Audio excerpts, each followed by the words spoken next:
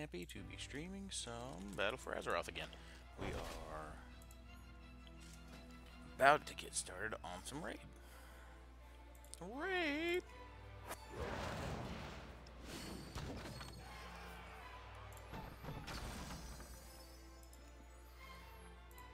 But first, the chores must be taken care of. What?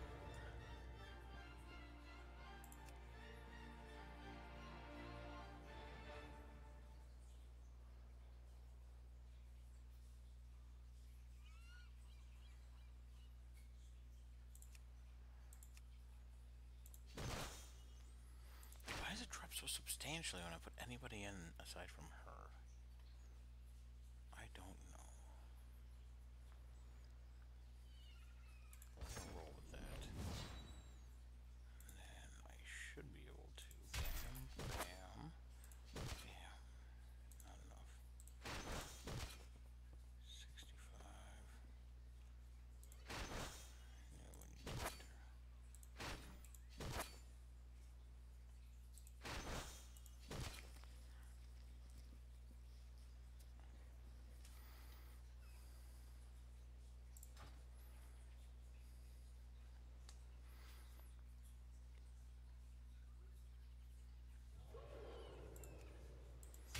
Let's try that.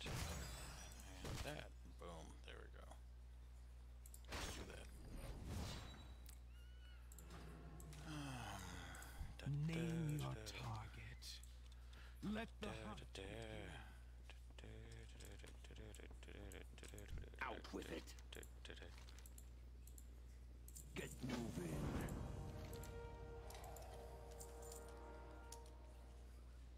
Make yourself useful. Yes? Keep your weapons sharp.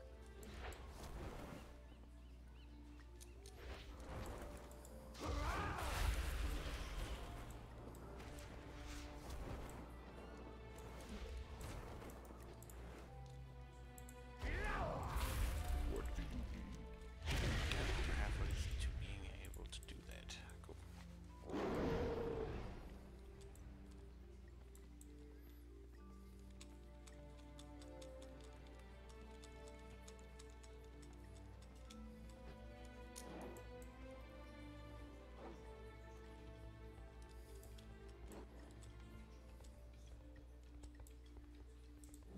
My mouth's too big. Speak up! Stay the course!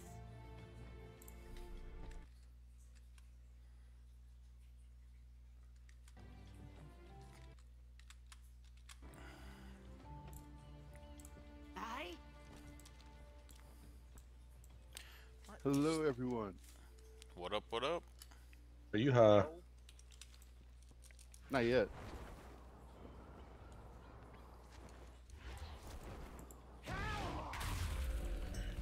Alright, let's get this shit done.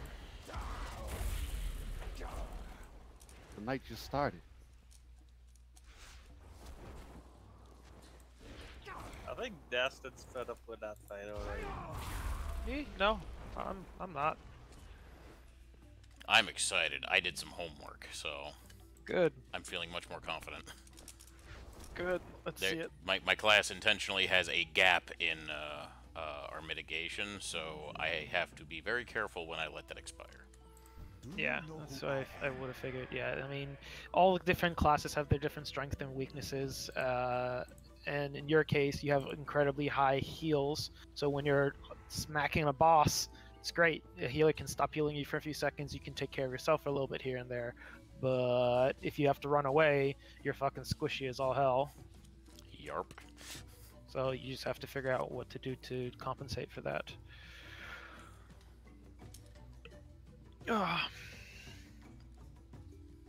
But I know officers were just talking in officers chat. At least 3 of us re-looked at our talents. I redid a bunch of talents. I switched out a bunch of Azerite pieces. I switched out a bunch of Azerite traits, in fact, as well.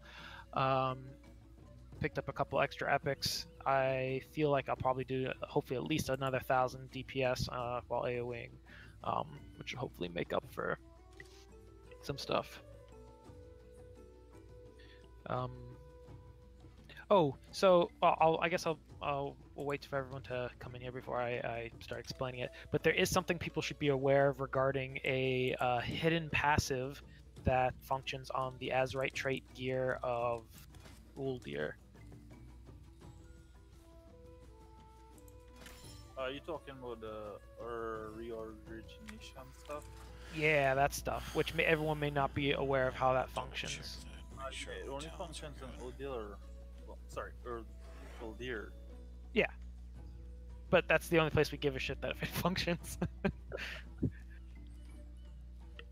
I don't care about your mythic pluses. Fuck. Yeah, you could always switch it out back when Uldir is done. Because I think the next raid is with Ashara. That's gonna be interesting. Yeah, we'll see what that's gonna be like when it comes out, though. Can you hear me? I'm sure they'll have their own internal capture. I heard you wave. Got ya. Yep, wave. Yeah, okay. Discord saying that it can't detect any input from my mic. Well, they're wrong. No, it's Discord. It's Yeah, glitchy. It's Discord, more like garbage, am I right? It's actually pretty decent. It's better than Yeah, Ventrilo. It No, is. every time they do a server update, it's like that. It's I find it a bit annoying every time I open it. It's like it's performing updates every single time. It's not actually. It's just a bit annoying. Who the fuck is he talking about? What? In guild chat. I don't know. He's claiming we brought somebody that was 329 yesterday. I'm like, no. There's no one was 329. I can guarantee that. I didn't bring. The only person that I think would have been a little bit low in the notes was Bum, but he was 338 on his DPS, so he was just a little bit low on his healing. Right. Whatever. Survivability. Everybody else is 330 like down on my above heels now. 340, so I don't know what the fuck he's talking about. Flame crash. Feed the demon. Oh, because it reduces the cooldown on demon spikes. And if you're in the gate, it's gonna show on the DPS. Oh, but Soul Cleave's still gonna consume. Oh, I need to Dastard, did you see Cyber's question? No. Asking about the Paladin.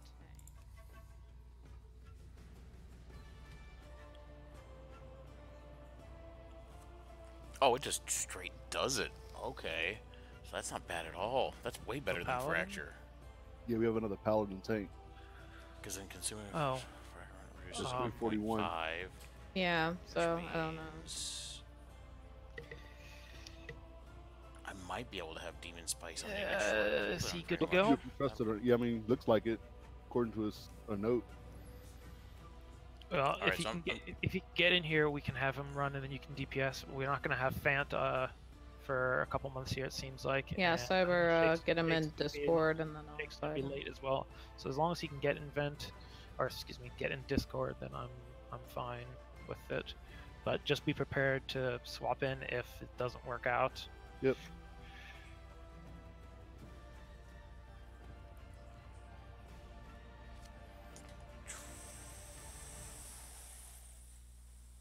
I feel like Sigil is going to be better, because that's not...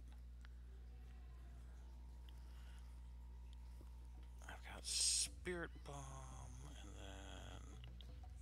Wait, Last Resort. All three options are viable per fight or dungeon basis.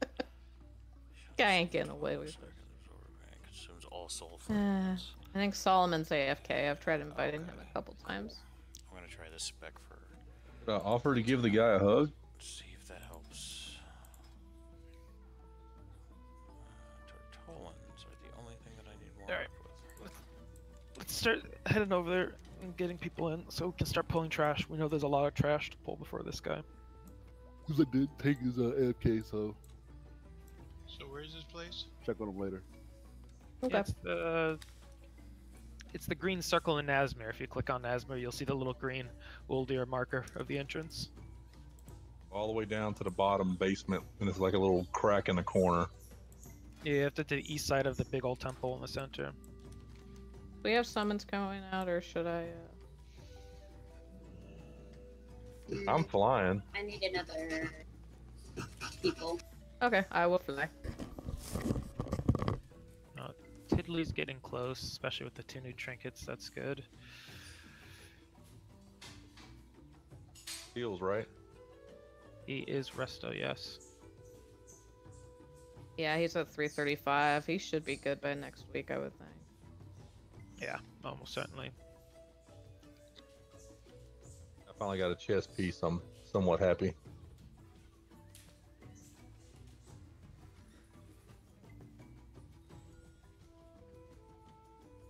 I just need boots.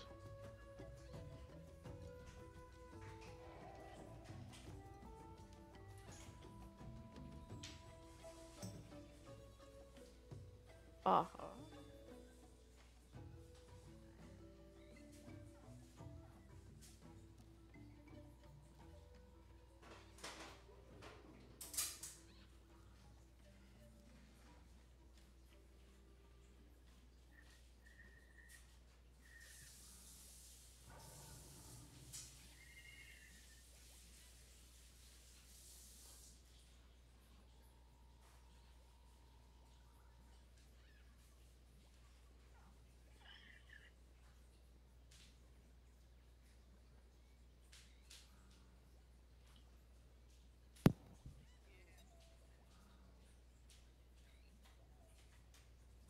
How much is the flag selling for right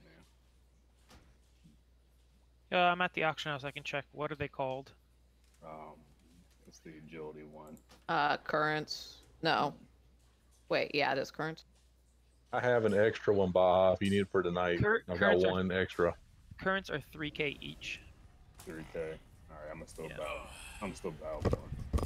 Yeah, they need to do something about that because I'll take yours too. at the very least, like the gold missions from the fucking mission table do not support rating like it used to. Yeah, I think it's like 100 gold is the most for a mission. Yeah, it definitely needs to be upped.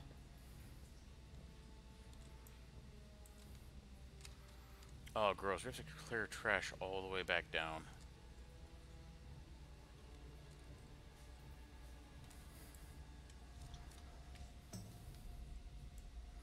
Yeah, there's Novik. Thanks for the summon. I need to target. I don't think the Goblin Glider works because I tried it last night, Shin. Oh, you can't jump off the I can center. glide down from the sun. You can. Yeah, we have to clear around. You have a mage. I'll just slow fall everyone as they jump off. You will die. Oh, god damn it. It fell. No, it'll totally be cool. Yeah, nah, let's not do that. Do I have enough people to start pulling trash? Yeah. The last thing I want is to try to glide down there, not have enough room and fuck up the pull. Like, that's just not gonna be good. Let's just pull like normal and let's just be careful and we'll make this fast. I think there are technically the BoE ops in here. Back up, there's another pack. Can't swap my gear.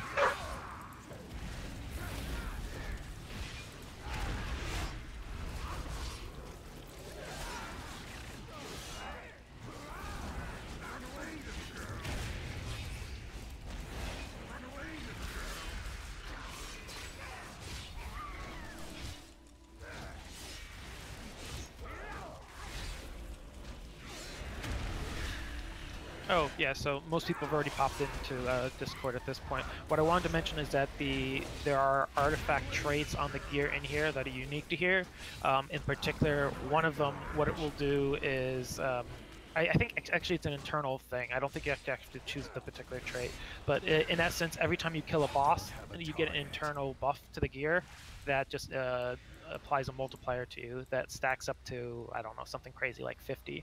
So like as you continue killing bosses in here, once you get that piece of item that on a shoulder, chest piece, or helm with the particular thing on it, it's a way of soft nerfing the fights over time, because every week you just do a percentage slightly higher damage without having to, even if you don't get any loot, just killing the bosses makes it stronger. So not like I have to give you guys any more of a reason to want to get shoulders, chest, and helm from in here, but yeah.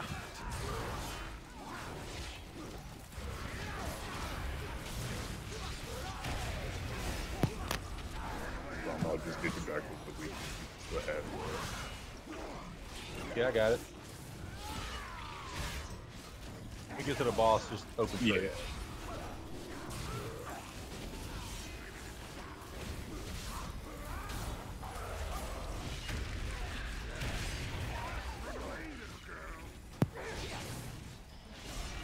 I need a target.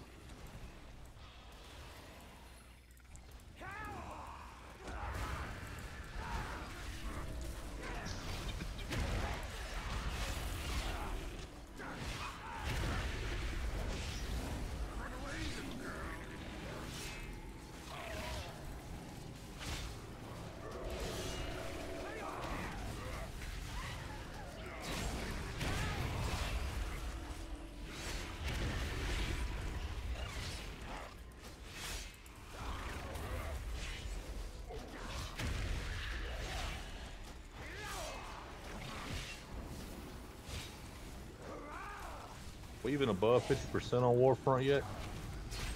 Pardon? 51. Yeah, 51 contributed. So I'd say by Monday we'll be able to queue up for it. It'll probably be up for a day or two.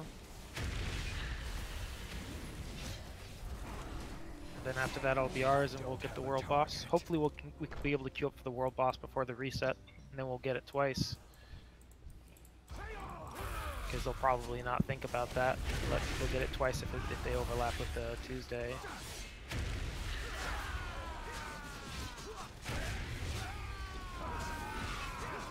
Back. This pull's not too bad. We already aggro the pat blood just like this. Just make sure you throw stuns in there and sidestep the crap on the ground. Alright, so we're gonna have to come up with a new stun rotation here. We don't have Sheikh Sula, he's gonna be a little bit late here tonight, and Fant is gonna have to take a bit of a break, as he posted in Discord. So yeah, so we'll need a new set of stuns here.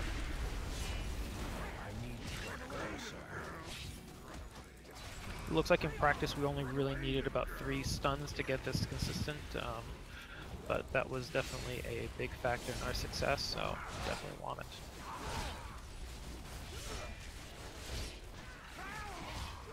I need to target something first. I don't have a target. Alrighty.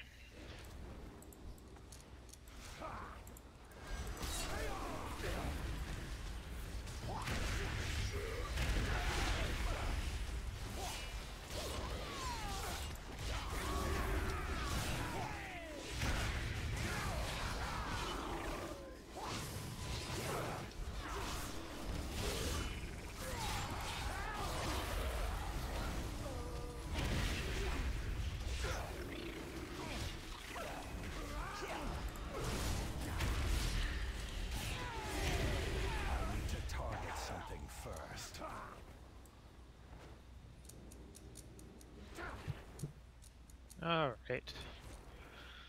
So now we get to pull the annoying trash. So let's be very careful. Let's pull everything back. Be very careful with the pulls in particular. Let's make sure we interrupt the blood hexers. Are they blood hexers? Yeah, blood weavers. Make sure we interrupt the blood weavers and make sure we don't get any more than one dominator at a time. So if we have to pull a single dominator as it's padding around, by all means, sure. Let's just not get 2. Looks like there's how many total? I'll take off the enrage. Cool, thanks. Probably snipe that. Yeah. So the dominators look like they patrol back and forth between the 2 pools, so you can always grab them in between. You can probably actually grab this other dominator as it's moving fast, as long as the tanks split it up. Turn it away from us. Did these cleave as well? Careful with that. Yep. Pull, that's why we gotta pull back, tanks. Assume that was tanks, not melee, just got flung. But yeah. As soon as we turned them around. Yeah. It was an AoE circle, it looked like, around it, so it didn't look like it was just a cleave. It looked like it was. So it didn't. Any melee could have gotten knocked back if they had if they stood in it. So let's be start running back here as quickly as you can. Try to take out this bitch. Try to interrupt the Bloodweaver in the back. I think we just lost our tank. Yeah. Yeah, so for that very reason, that was probably one of the biggest reasons we were pulling shit, was that knockback. We got to make sure you guys step out of it so we don't get flung into extra groups, and make sure that you don't run back at this point. Just don't even release, because this is gonna just keep chaining. Just let it reset. They're reset. Okay, now release. But yeah, we have to be very, very careful with those mobs, the big ones. We cannot get thrown. And at the very least, position yourself so that you're always getting thrown back towards us and never towards any of them. Is there anybody else Roger, sorry, that we needed to toss an invite to? Other paladin look like let me check and see if Solomon's back.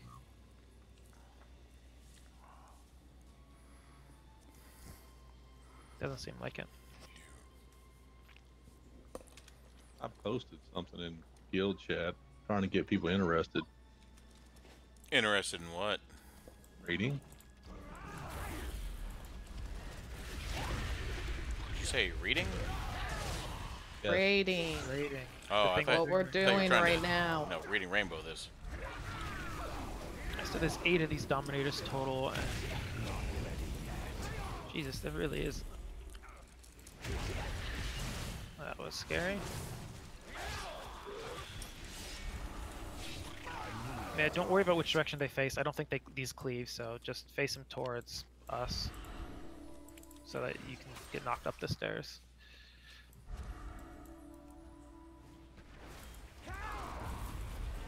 Take a trip on a magical spaceship. Yeah, so the biggest problem with these ads are the damn Carven split. That stacking debuff seems to be what kills you tanks, and limits the amount of these that we can pull.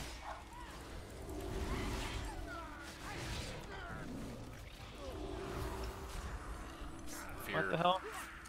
I call for something. We can dispel it. But if you can get feared that far, we have to pull even further back. We have to pull as far back as it takes, so that none of these moves aggro's extra packs. Because this is the last pack I want to aggro. Cannot be stunned. We have only one tank. We should have 2. Right now. One of them is dead now. Oh, they're coming after me, so. Is Cyber here? Like he was typing. I was indeed typing.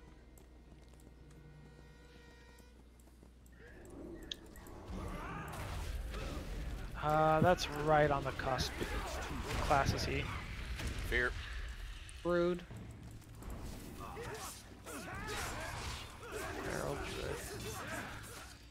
I don't know where they sit on the Sims. That is a little bit low. What's up, Novik? Come on, guys. Oh, we just gonna play 2. Oh, we got a bunch of extra shit. That's what's going on. All right, this is the last pack we aggro. If we screw this up again, I'm gonna swap things around. But I'm not gonna accept another aggro pull here. Whoever aggro's another pack here, I'm gonna have to bench them. Be them a tank, a healer, DPS. I don't care. But I'm sick of pulling these extra packs. This is not funny or cute anymore, guys. We've had enough practice with the 30 pulls it takes to get to the actual boss here. There's no reason every single pull here we should be wiping. We pull, and you pull as far back as you need to not screw things up. Can we interrupt that, like, fear at all? I don't see anything to interrupt. I've been looking at the Bloodweaver. I don't see anything. So we just have to pull farther back. I was dead the last time you called it, and I couldn't drop a tremor as a result. I tried paralyze, and that doesn't work. You can't CC the Bloodweavers. You can only interrupt them, it seems like. You can stun the vein splitters, and that reduces the dots put on the tanks, but that's about it.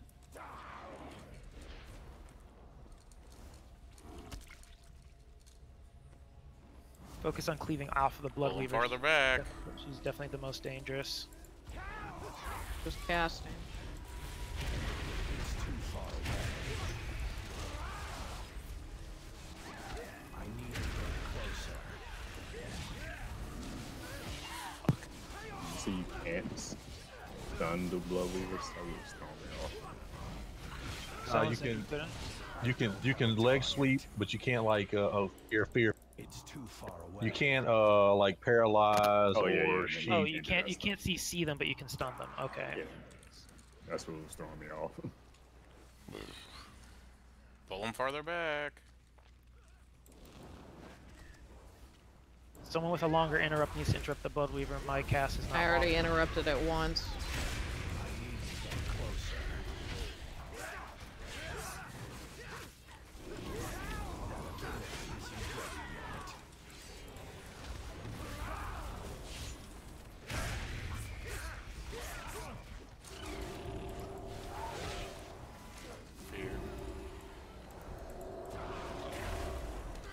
I couldn't see what the hell feared because I was looking and I got feared again after they were dead. The Bloodweaver doesn't cast it. I think it's the projectile they shoot. It might be the blood projectile on the ground. You might have to sidestep it to avoid getting feared.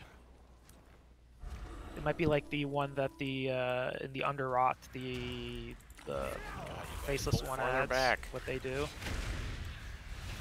So the uninterruptible cast on the Bloodweaver. That one, Bursting Surge. Check that. No. No. It just knocks you in the air.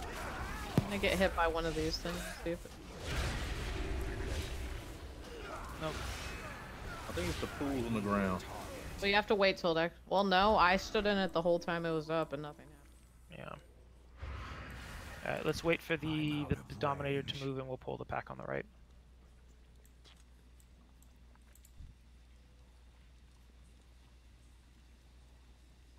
The other one's coming.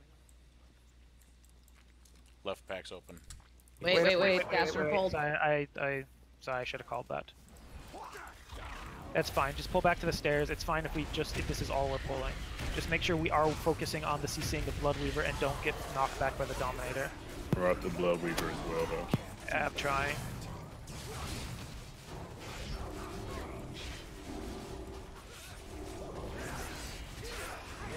There we go.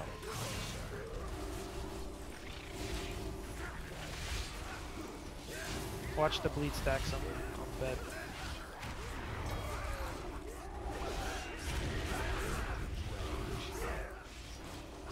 Cyber, if there's anything you can do to taunt all those little ads off. Yeah, by the time it gets to 10 stacks, I don't think there's anything we can do to keep the tanks up.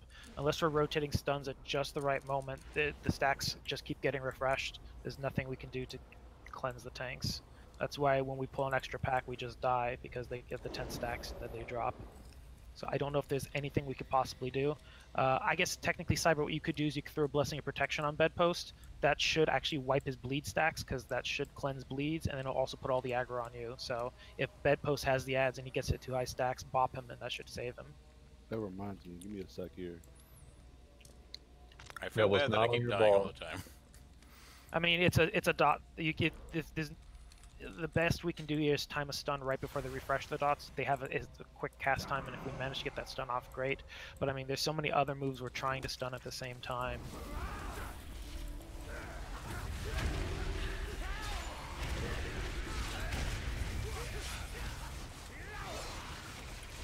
It's not easy, trash. Was it on your bar? It was on my bar, but I wanted to set a click binding for it. I mean, it's not a bad thing to have at all times for a tank anyway, because if somebody pulls aggro and your taunts off cooldown, the best you can do is bop them so that they don't die.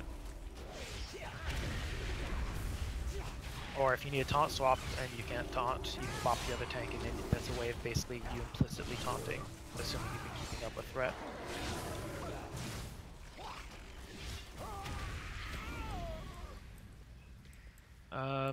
Yeah, just pull these one at a time. Be careful that we don't pull them with a Dominator. And your Avenger Shield makes me nervous, Cyber, that it's gonna bounce to the other pack. Like somebody's lightning bolt. I'm trying so hard to be careful with those, you have no idea. Make sure we can wait before pulling so we don't get these Dominators.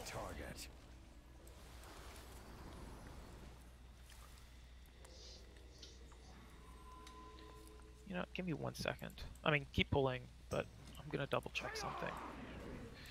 I'm gonna get an interrupt first, though.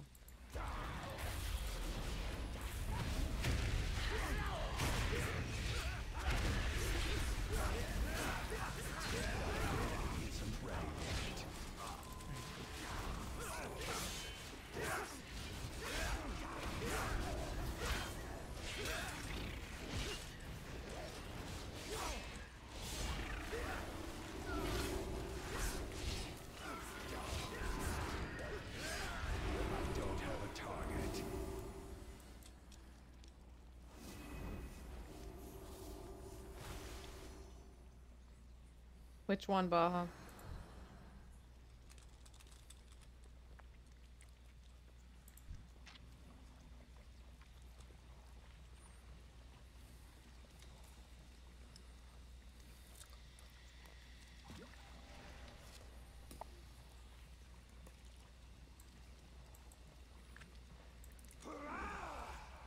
And remember, we can technically pull one of those packs with a Dominator and a Bloodweaver all at once. The main thing is that we just ensure that we don't get knocked back. As long as nobody gets knocked back and we get the stuns and interrupts on the ads and everything, we can pull all that at once. That's not a problem. So, just 2 Dominators in the mix is where it starts getting dicey for 2 Bloodweavers. I need a target. I need to get closer.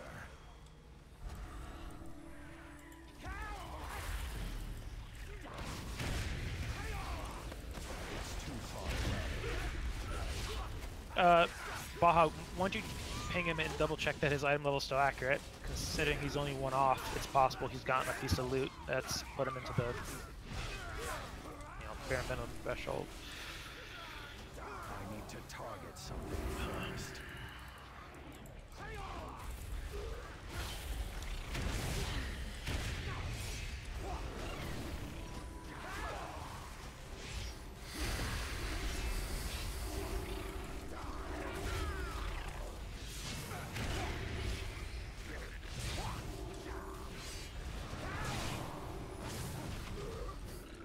Rip.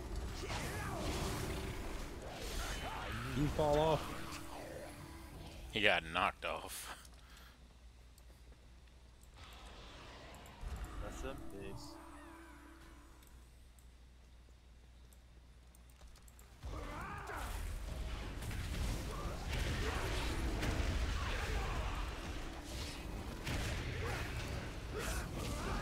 Do that yet.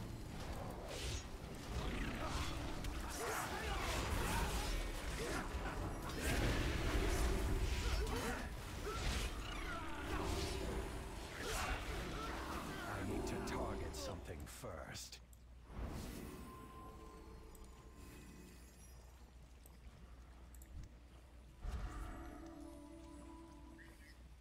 This has been better going, at the very least.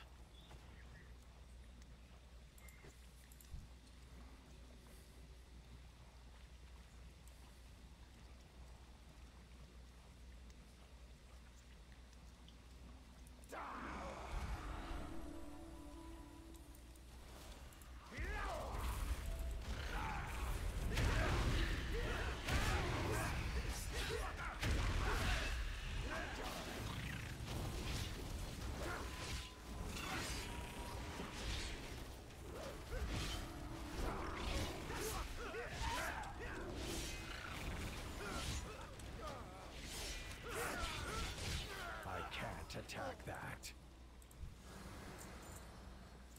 I'm out of range.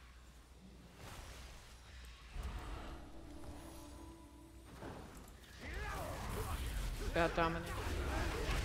That's fine. Focus on the Bloodweaver and just AoE everything down. The Dominator is not particularly scary.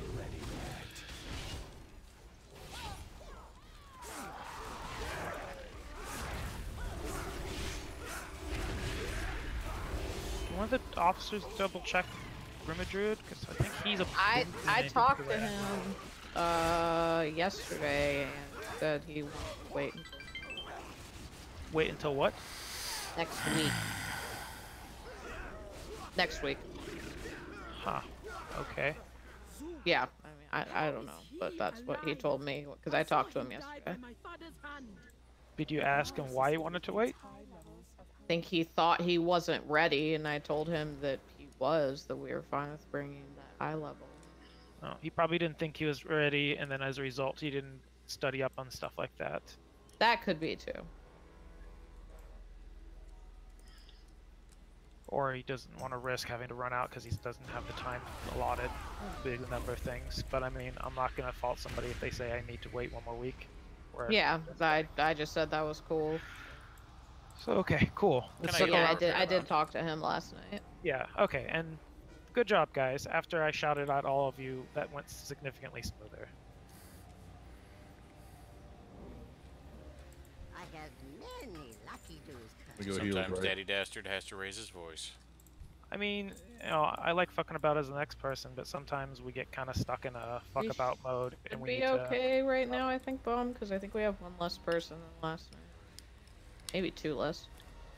With regards to what? Heals. Bum being heals. Yeah. Hey, what up, Morgan? Let's go with him as heals, and we'll have to judge if we have enough DPS or not. He might have to switch back to DPS since we're a couple people shy. The important thing is, as long as we can go through each wave and we don't fall behind, then there's no issues. If we do start falling behind, then we have to have him switch over. That's all it comes down to.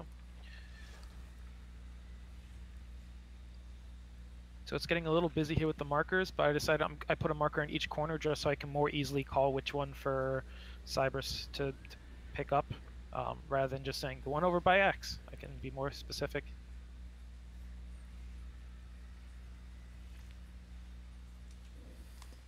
Which one, Baja? How's everything going, Meep? Doing all right? Feeling okay? Well, we'll deal with that afterwards. Let's not let that hold us up. Jumbo Wumba's we'll one figure of out what to do with my that personal person later. favorites. How you do that flask? All right, so let's just be real quick here. Tanks should know what they need to do. We're going to do the exact same thing. The exact same thing as yesterday, so there's no problems there. Raid, we're going to do the exact same thing. We're going to stack up by the triangles. That should all be the same. Healers, you're doing a great job with dispels and everything like that. I think what we wanted to state for phase 2, though, is that I think we were going to put Bum full-time on the tanks once we get to that transitionary period. No matter what happens, you'll stay full-time on tanks to avoid a tank death, especially the tank who's running off to go blow up. Hopefully tanks are doing something slightly different as well to survive. And Cyber and Bed, just make sure you're clear with one another how many stacks you want to be taunted off of. So we're just doing that correctly. If it's 2, it's 2. If it's 3, it's 3. Whatever the heck it is, let's just make sure we're clear. Bastard, Cyber, I'm gonna. Food over here. What? You get the food over here. The food? Oh, there's a feast. Okay, yeah, I missed that. Thank you. Sorry, it's on the other side of the room. Morgan Raja That's all good. says, I'm not going to complain about somebody dropping a feast at this stage of the game. So I also have some feasts on me too. Oh, right. So yeah, when we get to the transition, priests, you guys are going to have to at least once before we get back into the kind of the steady state of phase 2, one time you're going to have to dispel people, grip, and do that whole kind of arrangement. So when that happens, make sure you handle that appropriately. Raiden will focus primarily on the raid. So Raiden will try to take care of the raid and spot heal the current tank as much as possible. Bum will spam heal both the current tank and the one running away to make sure they both stay alive. Gang. And then you priest will handle what you have to. Gong gong. Eventually, once we get into kind of a better situation, Am I right, fam? Hopefully, we'll be a little smoother. But just be prepared to blow big cooldowns at that critical point where we wiped several times yesterday, just to make sure we can push through that. Otherwise, the only other thing I do want to coordinate at the moment now is stuns. So previously we were doing Fant stun first, then Shen, then Bums on the second blood hexer. I'm going to change that around. I'm going to have the first stun be you, Shen. Can you guarantee that every single time? Hit the gym earlier, so I'm like, yeah, getting back in the groove.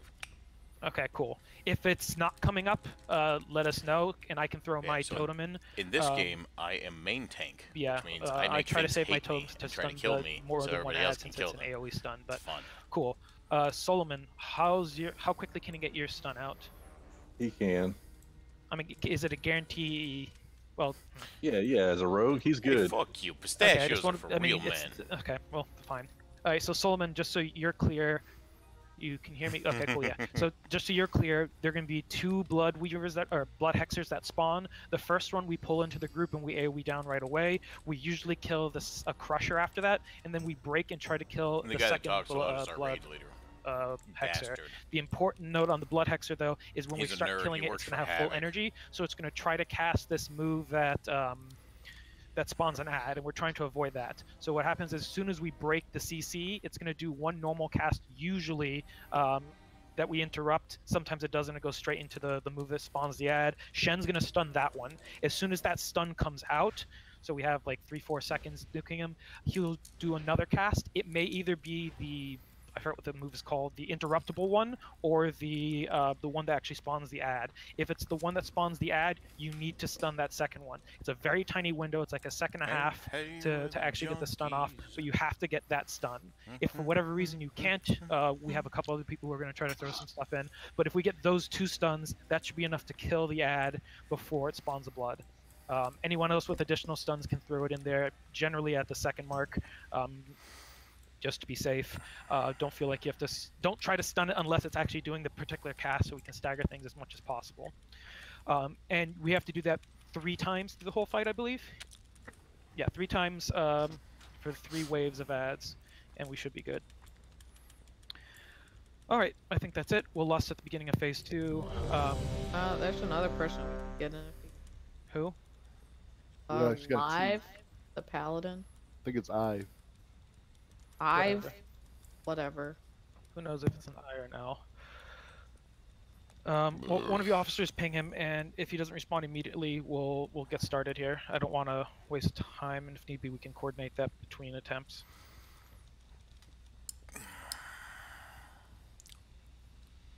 I also got the other paladin to respond finally. So I pinged Ive. And I pinged Riverian.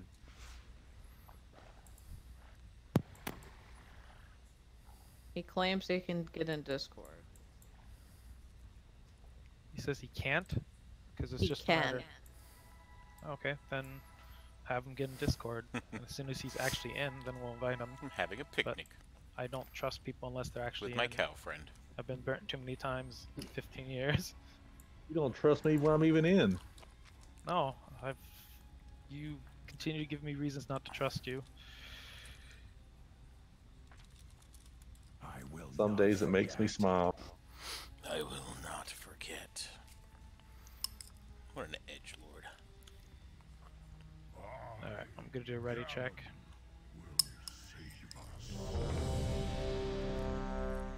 A tank and a heal would be normally I would just pull right now, and then we'd Gaming handle more like that nerd. the invites after. But 2 DPS will definitely make having 4 healers a lot more stomachable, even if they're on the low end of DPS. Should I just do a reload for my roster because it still shows you offline, bastard? Yeah. Oh It no, showed you offline for me too. I've been offline because I stayed home from work today. No, I mean like right now it shows you offline for me. Yes, because I'm invisible. No. He didn't want his John boss Cena checking up on him. He didn't want his boss checking up on him. Just some of my coworkers that play during lunch, some Blizzard games. Didn't want them seeing me on. He told him he was dying. No. Black lung disease, pops. Nah. I'm open about it. I didn't say I was sick or anything. I just said I felt exhausted and I wasn't going to be productive, so I took a sick day for mental wellness, not physical health. Well, I forgot you're in California. Wow. That flies. No, in California that's like standard. Doesn't matter. I have a certain number of vacation days, so it doesn't matter what I use them on, or sick days, whatever I use them on. It's fine. If I don't use them, I lose them.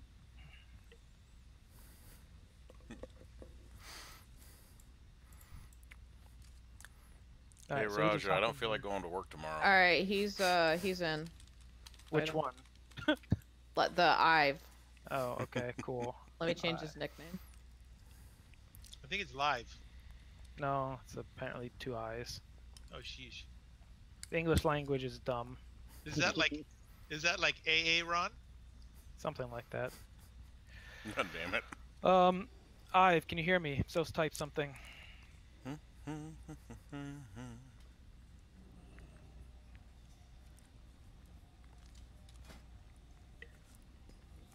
He may be, but not in either. Nope. He's in public. Preferably Okay. not type something in Discord. Yeah. Type it in game. Where the fuck did he type? So that he hears you. Where? He's typed it in Discord. Oh, he put it in public. There, he just typed in right. There you go. Okay, there you go. All right, cool. So hopefully you know this fight. The gist of it, I'm gonna mark something with a skull. You should be cleaving off of whatever I have a skull on. If it doesn't have a skull on it, don't have it as your primary focus. We will be CCing an ad. Don't break the CC'd ad. That's pretty much it. If you get a debuff put on you, run out of the group.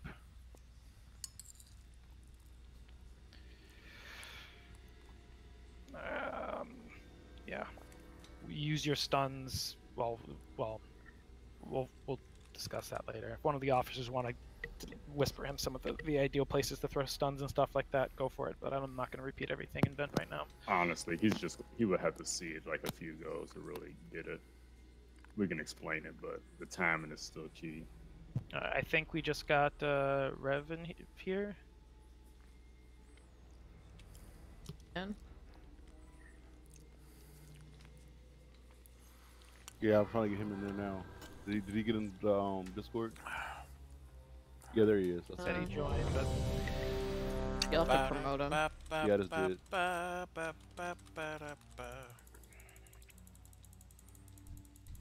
And again, for the record, if we had Gab and Shake here right now, we'd be pulling while we set this stuff up. But I want a couple more DPS if we're gonna have 4 healers.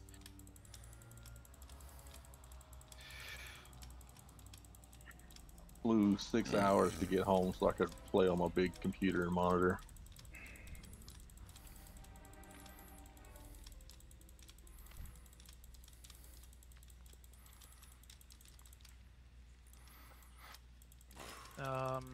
Is he here?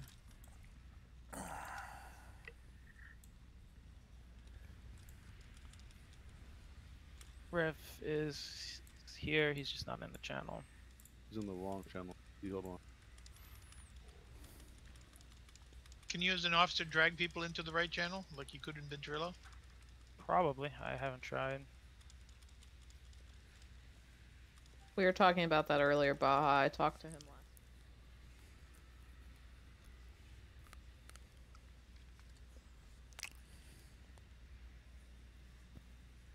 Hey, Rev, drop whatever group you're in.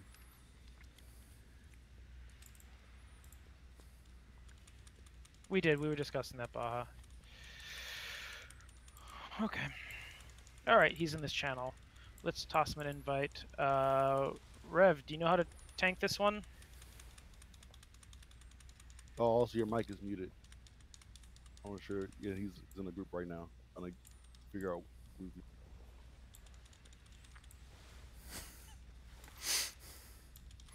Come back here, dear.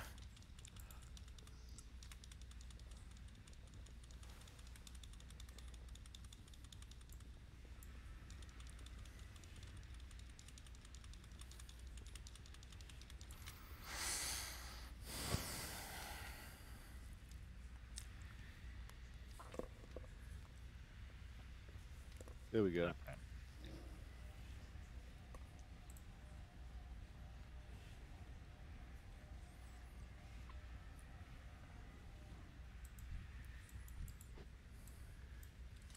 Three tanks. Oh, we'll have cyber switch over the DPS. Screwed now, man. Assuming Rev knows what to do here. Alright, Rev, you do know how to tank this one? Or how this one works?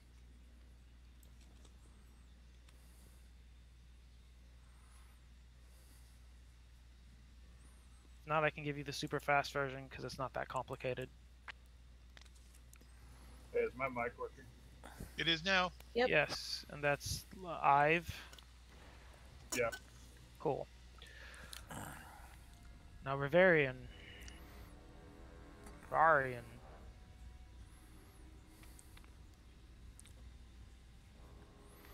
I think he might be still setting up that microphone. Mic is the least important thing when people get Discord set up. No one needs to ever talk. Only certain circumstances do people need to talk. But more importantly, people need to be here to listen so we don't end up waiting 15 minutes. Because if he has to get a mic set up, I'd rather be going with you two tanking. See, this is what we're trying to avoid. I have many, many wares. For a friend of these nuts. Many farewell. I wish warlocks could unsummon someone. They just put them back at their Hearthstone so we don't have to kick them from the group. We can just remove them from an instance. I wish I could do that too. Probably a little trolly. Nah, I wouldn't do that. Yeah, you would, Gas. Come on. Alright. I don't know how they would code it, but it would be really nice if the Warlock portal was two-way. I mean, it's the same way they do the Death Knight Deathgate. Or the Monk Transcendence. Be closer to a Or mage's thing. Zen Pilgrimage. Yeah, be closer to mage, I was saying. Yeah. Alright, everyone's check ready. Rev, can you hear me? Type something if you can, please. Because this is not a... Okay, cool. Do you know this one?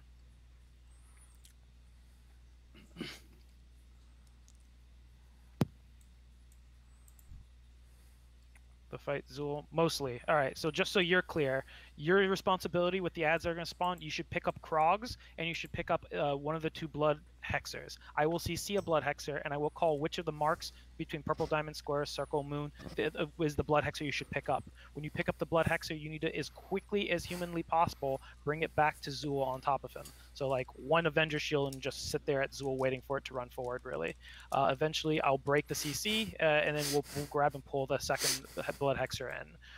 Don't be in, yeah. That's pretty much it. As long as you're grabbing everything and it's always stacked on top of Zool, that's all of phase 1 that you have to worry about. When it gets to phase 2, bedpost, or excuse me, when it gets to phase 2, who's picking up the Zool first? It was originally supposed to be Cyber, but it seems like he just really likes me, so I guess I go first. Taunt off of me at 2 stacks, I'll taunt off of you at around 3.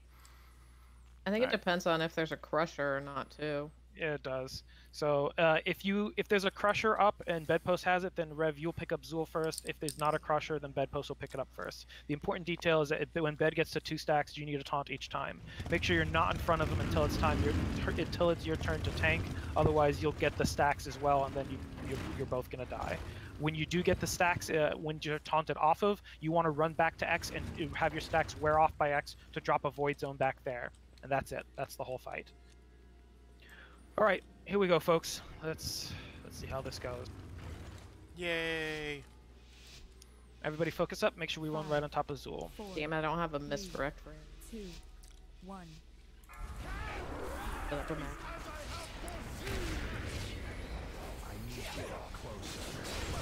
Careful, remember, wait half a second on this initial pull so you don't pull. Alright, cleave off with the crusher. Dead. Still waited. Pick Yuri up. You have to figure something out. None of those Krogs are picked up. No, those Krogs are all on DPS. Yeah, Krog was on me. This crusher almost got to full health. So at 96.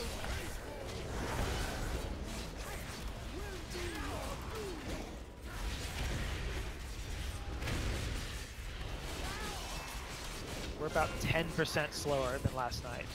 That's not a good place to be.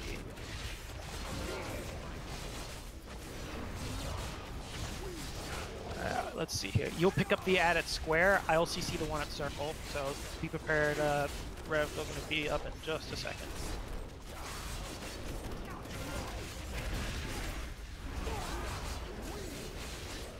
Alright, cool. Bring it as close as possible. Keep interrupting it. Make sure it's right on top of Zool. Cleave it down fast.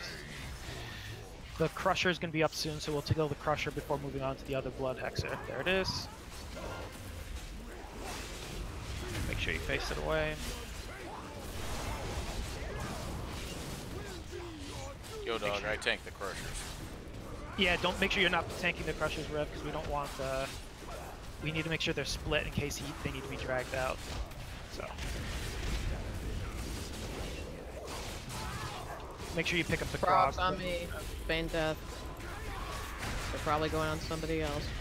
Make sure we're focusing on that Crusher. This Crusher is going down so fucking slow. Alright, we have to take out this Blood Hexer now, guys. Get ready, Blood Hexer. So, get ready on that first stun. There it is. And it went off.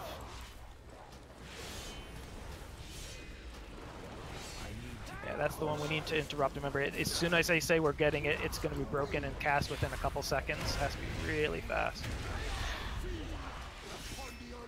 Alright, pick up the one by the purple diamond. I'll CC the other one. Pick up the purple diamond one. But yeah, this purple diamond one needs to be chain stunned. It's already trying to cast, so.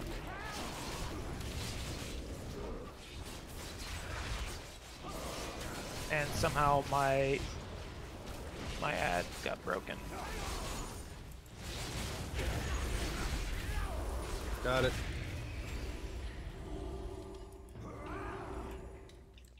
Dude, you stop taunting the Crusher. It's too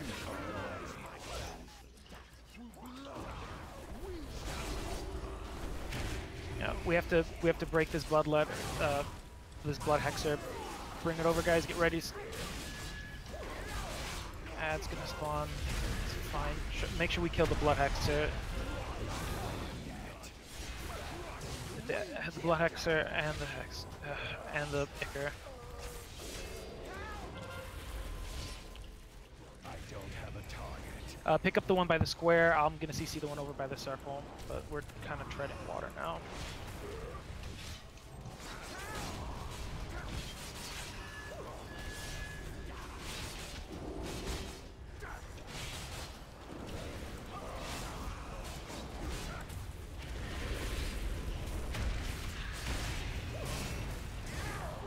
This should have been the last round of hexes we would have normally gotten with our damage yesterday.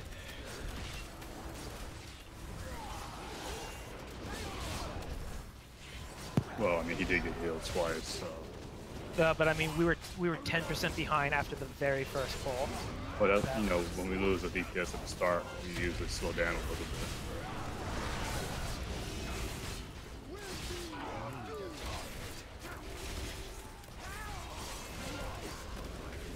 Which blood hexer are we getting? It doesn't matter. There's 3 up. We can't do it. Just wipe it.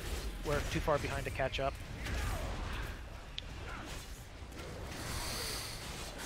Go ahead and jump off. Come back, yeah.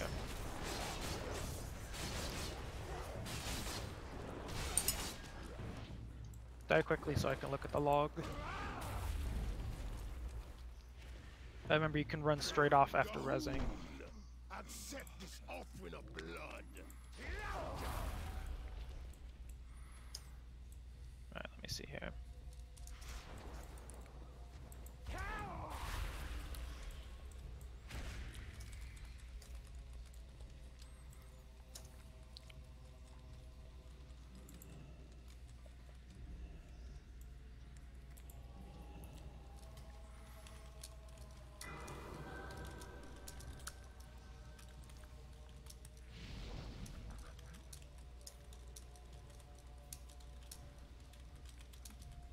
Numbers don't look that bad. Warcraft logs makes them look pretty bad. I'm looking at Recount? yeah.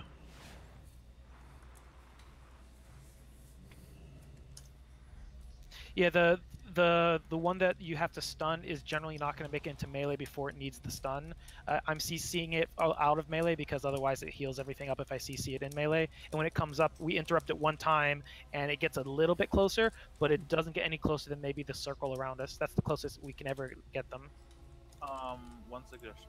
Can I use my Beast Mastery stun on it first? You can. Yeah, that's what we were using. That's what Fant was using yesterday. Alright, well, I'll get that since it's range. I'll pair you guys up, so I'll have both Shen and you doing it just for backup, since I know Fant missed a couple of them yesterday. And then for the second one, we'll have Solomon going, and one of the paladins can also throw it in there. So we'll have at least 2 for each stun. The chance of us missing should be very low.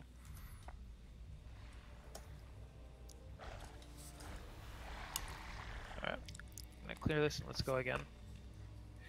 Let's do this again. Remember, we have to. For the people who don't have as much experience with this, we're trying to do as massive amount of cleaving onto Zool as possible. If we're not cleaving Zool, we're not progressing phase 1. So if there's a Blood Hexer up, you want to cleave off the Blood Hexer onto Zool. If there's a Crusher up, cleave off the Crusher onto Zool. If there's just Krogs, cleave off of Zool onto the Krogs. The Krogs are almost inconsequential. They're just a nuisance. Also, don't forget to stack up in like pretty much melee range, because it makes the tanking part and just everything a bit easier.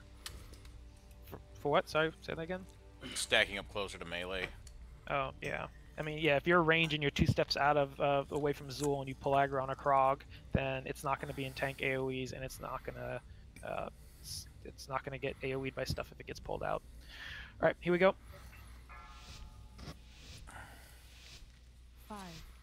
4, 3, 2.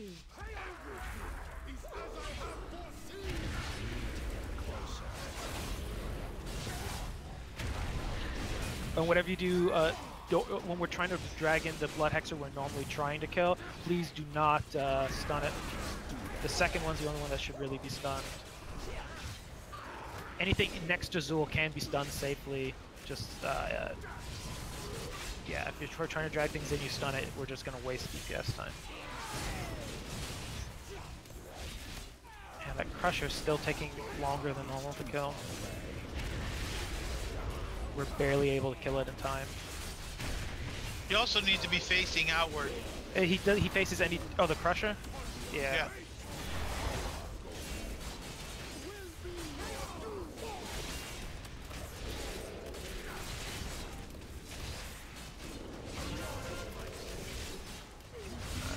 Where are these?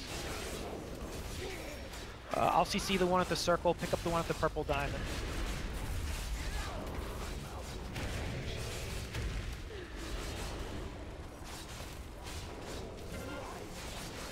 Make sure we interrupt that. It's too far away. Crusher spawning over by X.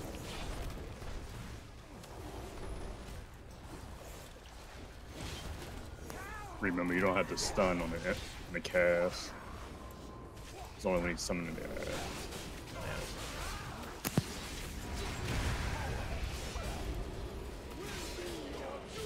the caster.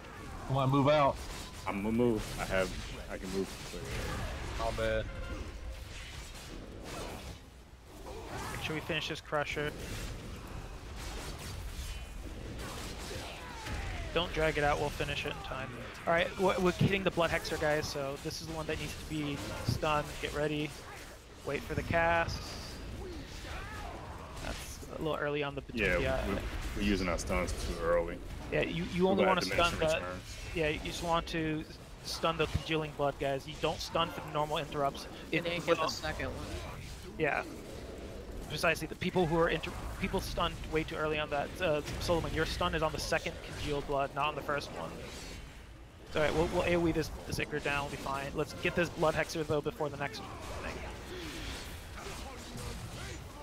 Get ready to stun it, stun it. Yep. Kill it before it can get the cast off. And then take out the Crusher.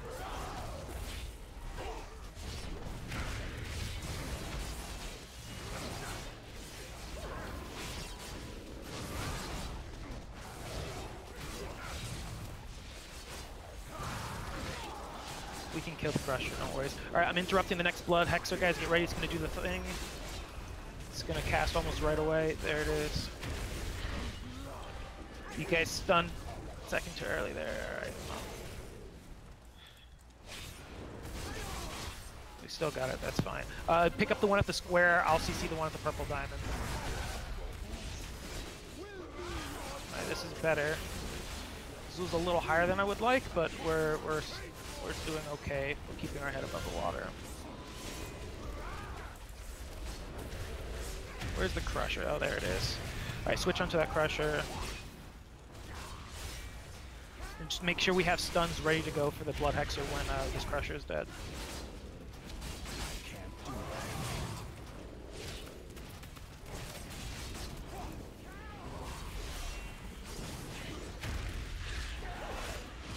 You want to use up DPS to get that Hexer? Alright, Blood Hexer incoming, get ready. Get ready on the stuns, wait till you see the Congeal Blood cast. Now. Perfect.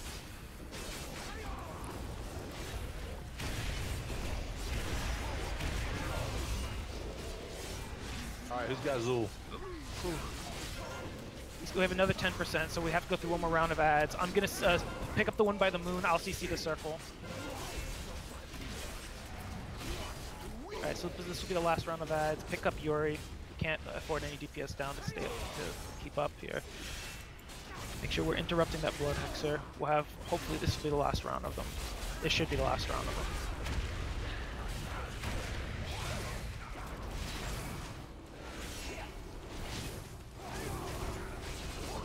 Alright, we're going to Crusher, transition I'm probably here. Yeah, kill Crusher. We're going to be transitioning here in just a second.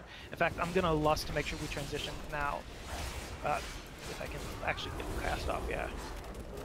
Kill this Crusher, and then we have to go all out on the Blood Hex. Remember our CC. Tanks and heals, make sure the tanks stay alive. Alright, everybody on the Blood Hexer. All DPS at least.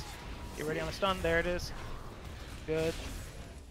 And we should be done with ads. Alright, on Zool. If you can get Zool back to the center. Taunt off me. Yeah, taunt off him and bring him to the center and face him towards the X. Face him towards the X. No one stand in front of him. Face him towards X, towards the X. Everyone else stand behind him, good. I don't know where Bed ran his debuffs. Can we get a battle res on Bed? Nope, Rev died. Yeah, by the way, Bed post, you have to drop them over by the X. Otherwise you're gonna kill people with your void zones.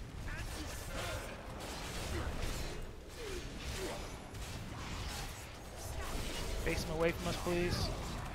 Remember, everyone he faces, he applies that dot to. Or at least that's how it works on Hurek. I don't know if that's how it works on normal. Yeah, it works. That's how it works on normal. Alright, go ahead and die. We're gonna die here. Alright, so phase 1 we went through, though we had to go through another wave of ads, which I'm not 100% thrilled about, but at least we had the transition somewhat cleaner with the bloodlust usage. I think I'm going to do that going forward. In particular, I figured out how the energy and all that works with him. He gains energy slowly over time, and when he transitions, he gives us a stack for every 5 energy he has. So if he's at 50 energy like he was before, we were getting 10 stacks during the transition. He was at, what, we have 15 stacks there, so you do the math. You have to be Baha. You have to get feared until the very edge of the room, because when it's dispelled, you do damage to the rest of us, so you will be feared until the last possible second. So let's be clear on how the phase 2 is supposed to work. Grabbing a drink, 2 seconds. Sure. So to reiterate, Zool should at all times be in the very, very center of the room. Zool at all times should be facing towards the X. If he faces anyone else, whenever he applies that cleave dot to the tank, he applies it to everybody else. And if he applies it to everybody, that is an extra void zone in the room. Doesn't matter how many stacks you get, 5 stacks, 2 stacks, 1 stack, when your stacks were off, you leave a void zone the same size. So if the entire raid gets hit, we suddenly will run out of all of our room because of all the void zones. So be very careful about that. So whoever picks him up, make sure whenever you taunt him, he's always facing towards the X. The second detail is when you've been dispelled, or excuse me, when you've been taunted off of, you have to run to the X and drop them back there. So all the void zones are by the X. You can put them a little bit towards the purple diamond, yeah, you are. put them a little bit towards the square, but they should all be along that back wall. If they're not, when we get mind controlled and start walking towards the edge, we're going to walk through the void zones, and then we're just going to die while getting mind controlled. I'm back. So it's imperative they're on that side, and we're on this side. Clear?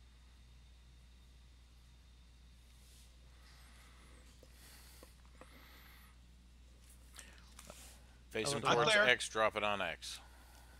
Yes, drop it on X. If you have 2 different choices when you're dropping the void zones.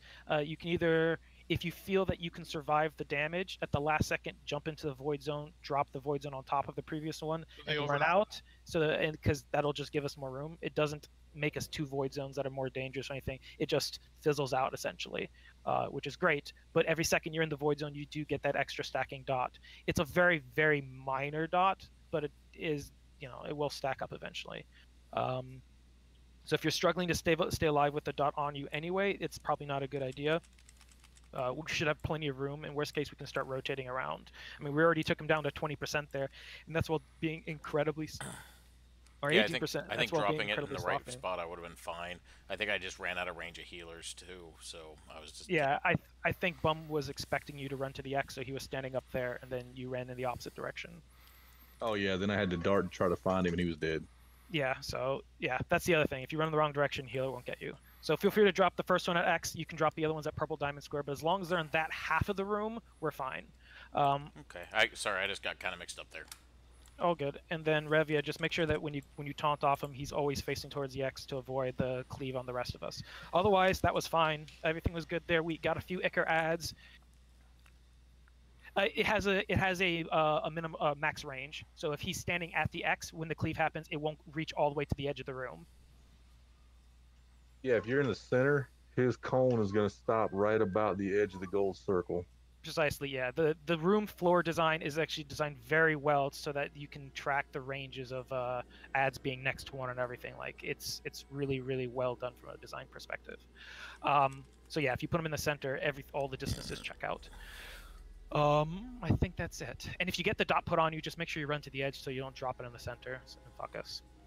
Otherwise, that was pretty good. We spawned a few extra Ickers that could have sped things up if we didn't get them, but otherwise I think we're okay. Alright, here we go.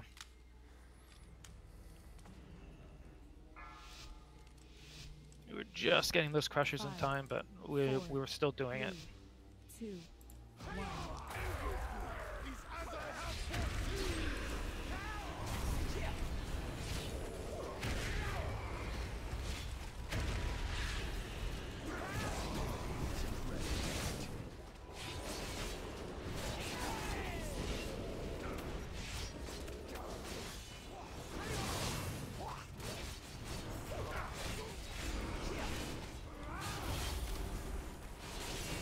Alright, a little bit better.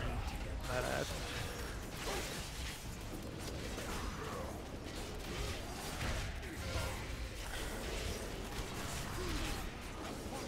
Hey, Jasper, if you're far away from the one you want to CC to yell out, I can grab it. Oh, don't worry. I'm never far away. I only have to take a couple steps towards them.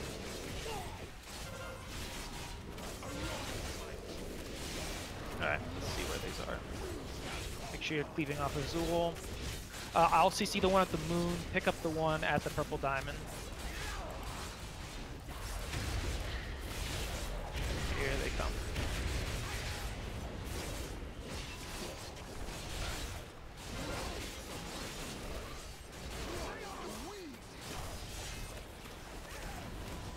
Now if the timing's correct here, how long's on that crusher? 4 seconds. Keep hitting Zool. I would love for the crusher to already be up, but it's okay, it's fine. There he is.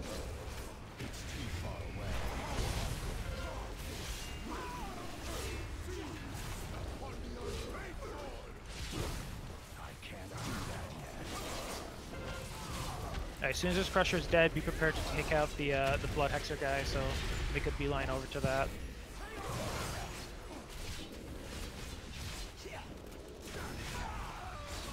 Alright, here we go. Get ready on the stun.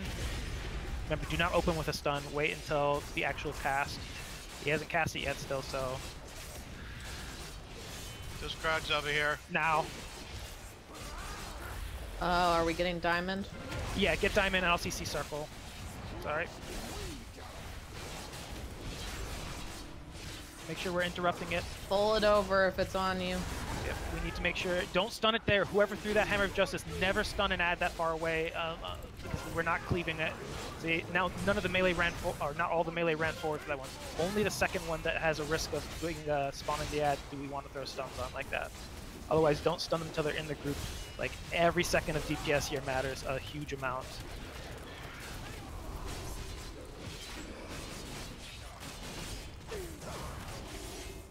We gotta finish this crush. This crusher's gonna have to get dragged out. Yeah, that's the problem. We weren't cleaving the crusher at the same time as the blood hexer, which means he's about to spawn more. He's about to spawn more blood hexers. So kill this crusher fast, and then switch over to the blood hexer. We're a little bit behind. All right, switch to the blood hexer quick. Stun it. Oh, I think you guys always open with the stuns, except for the times where he actually does the move.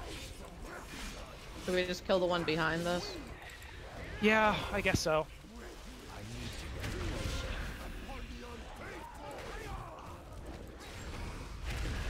No, but they're gonna heal each other. Oh, we killed it. Alright, it's good. Stun this thing again. Yeah, finish his blood hexer and then get onto the crusher. We'll be fine. We'll catch up. What's Zool at? 56 energy. Yeah.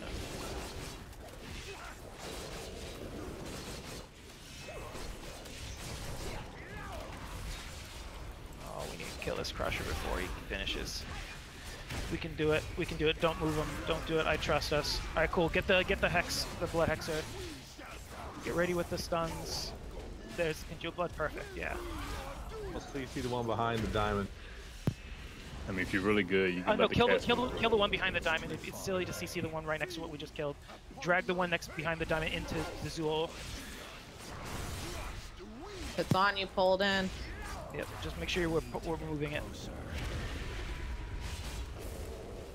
Where's the crusher? There should be a crusher. It's incoming now. Yeah. I'm gonna lust here. We need to finish Zool here. So make sure you're cleaving Zool on this crusher at the same time. How much time until the next ad? Hexer. 12. We should be okay. Yeah, we'll be okay. Alright, it's gonna be the same timing as last time. Alright, kill the blood hexer by the moon, guys. Kill the blood hexer by the moon. Everybody on it. Get ready with the stuns. Wait till you see them move. Perfect.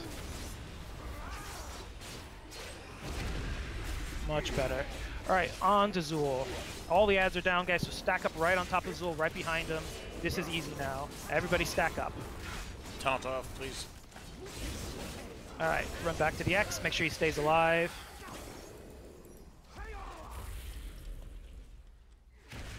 Keep that alive. Watch Rev as well. Rev is taking a pounding.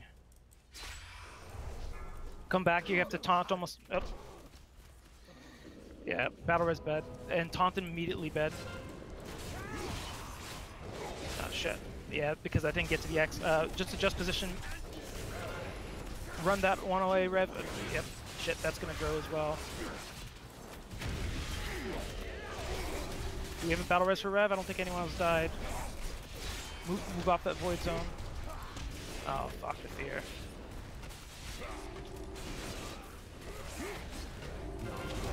Keep going, guys. We're all still alive, so just taunt immediately and keep that alive as best you can. Make sure we keep the tanks alive. Even if people fall off the cliff here, it's almost okay. Just we have to keep the tanks alive. Raiden, go on, Revan.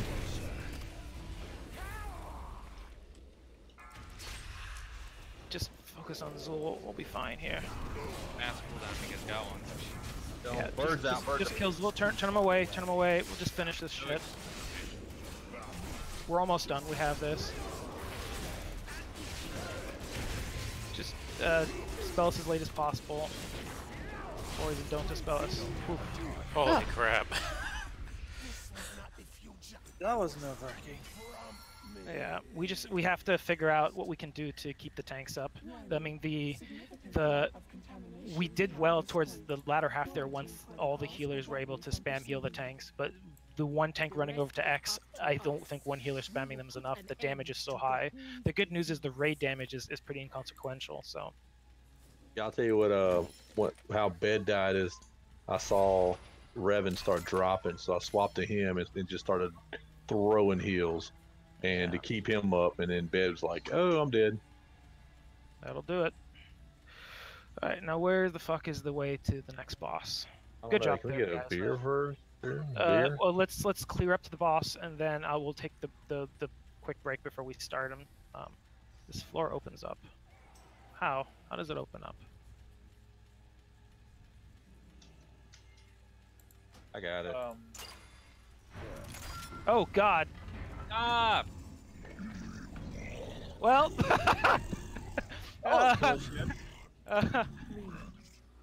so we're just gonna die. Yeet! But not forgotten. So, yeah, okay, cool. Oh, you didn't want to open the floor? Well, not with everybody standing on it.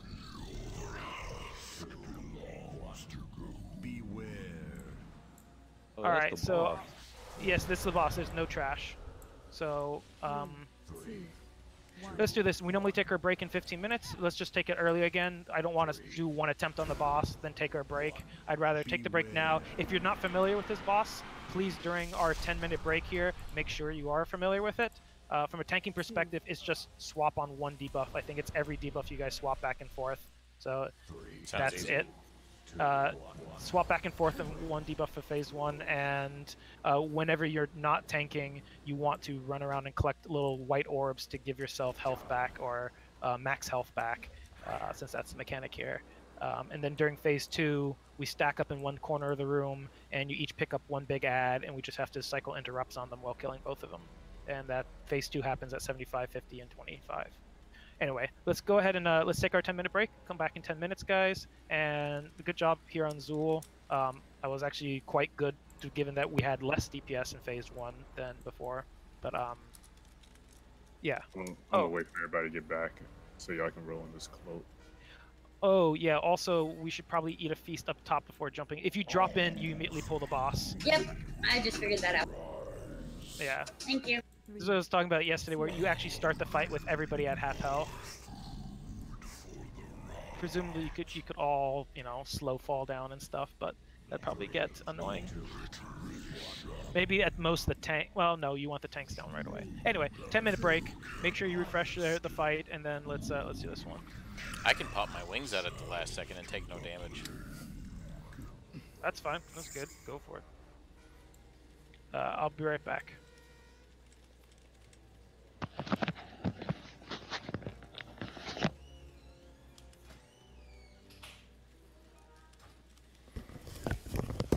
Shoulders. I didn't get my bonus roll, but...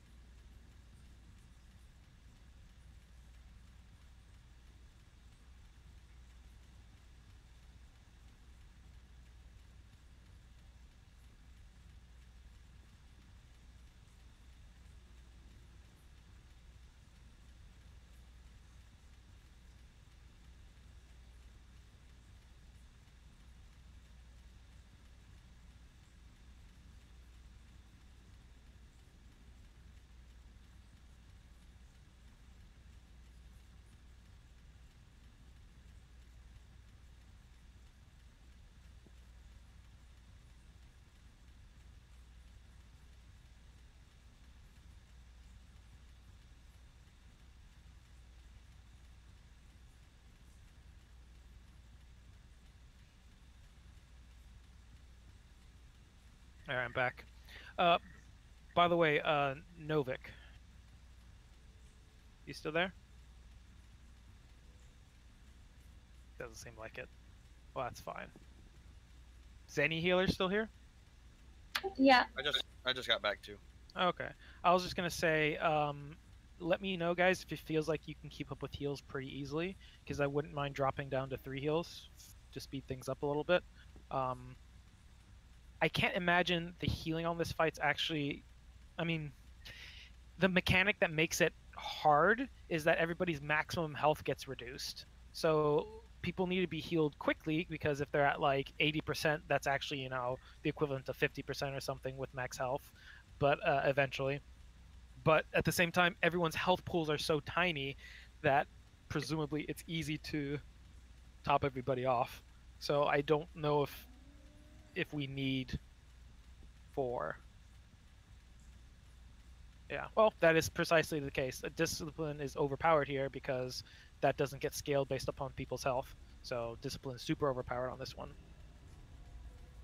So yay. we can finally take advantage of a fight where discipline priests really shine because we have a discipline priest. Have we mentioned we appreciate you, Kinky? Wait, I wasn't listening to what you said. What were you saying? Just saying, this is a fight where discipline priests shine, so we're really happy to have one. Oh, And then I stuck up just a tiny bit.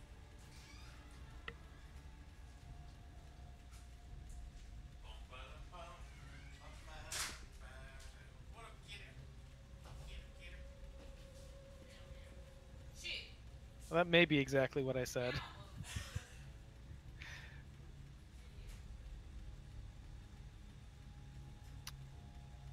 Alright, so this next one I know has been crushing pugs. Then again, Zool for the most part crushed pugs. Some of them managed to get it, but a lot of them fail on Zool. Seems like there's a lot of angry forum posts about how difficult he is, and a lot of angry forum posts about Mithrax.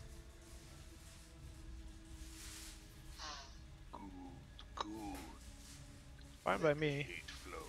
I mean, people who are trying to pug a brand new raid instance and are unhappy that it's not puggable in the first week, as to quote my good friend Garona, they can get bent. Which, if anyone noticed, she doesn't say it anymore. And I'm actually a little disappointed. You know what? Why she did, right? It's because there's two Garonas. There's the Garona from our timeline, and then there's the Garona from Warlords of Draenor. And the one in Warlords of Draenor you clicked on when she was in a cage, so all of her lines were insulting and mean to you. And that was accidentally the Garona they put on the ship, was the one with all the mean voice lines instead of the nice one. I like the mean one better. Yeah. Okay, so I'm totally confused. Which one was in the movie? Oh, God damn it. We don't talk about that movie. Swingy one, really. That said, apparently they're making a Diablo Netflix series, which should be interesting. Hasn't been confirmed yet, but that's what all the rumors are saying. They'll probably announce it at BlizzCon.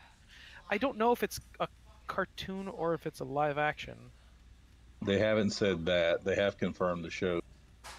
Did they? I'm fairly certain they haven't confirmed it. Oh yeah, if you look at some of the Netflix forums, it's been confirmed. What? I'm amazed Blizzard hasn't come out and comment.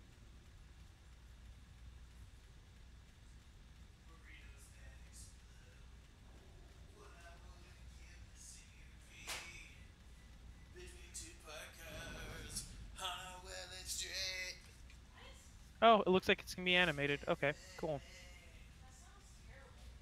I mean, the studio that's doing it is a studio that did previous animated stuff. They try and keep up with shows like Castlevania. Yeah, I'm fine with it. Especially since they say new Diablo projects are in the works, so if they have some... Like, it's a fun universe, just, you know... It won't run into the problems that Diablo 3 runs into, at least. For the most part. Okay, in like 2 minutes here, I'll do a ready check and we can start syncing up here. Shit, she kicked me.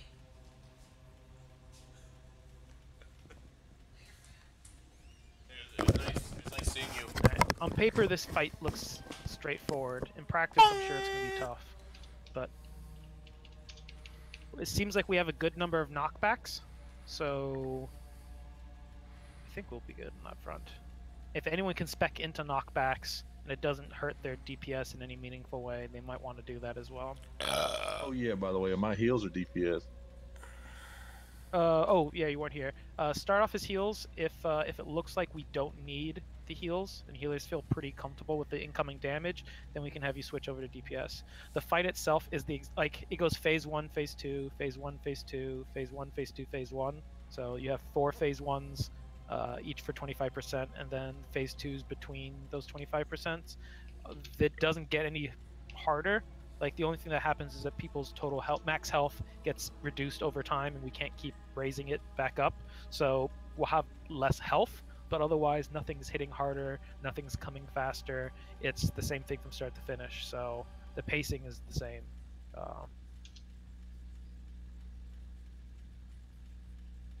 Alright, let's start getting everyone.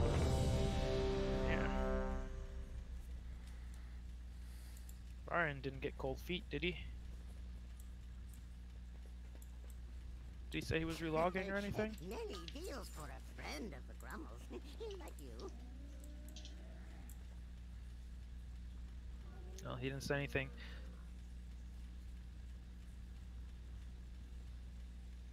Do disciplines have a knockback? Yeah, I have Shining Force. Oh. Oh, cool. It's a 45-second CD. Okay. Yeah, that should all be it takes. Cyber, or looks like everybody checked ready here except for Rev. I don't know if he got cold feet or if he disconnected, if he was planning on relogging. But Cyber, you there? Checked ready, so you should. Yeah, I'm here. Be prepared to tank. So as I'm describing the couple things here, just assume you're tanking at the moment if he doesn't get back on. Looks like he DC'd. He did the double.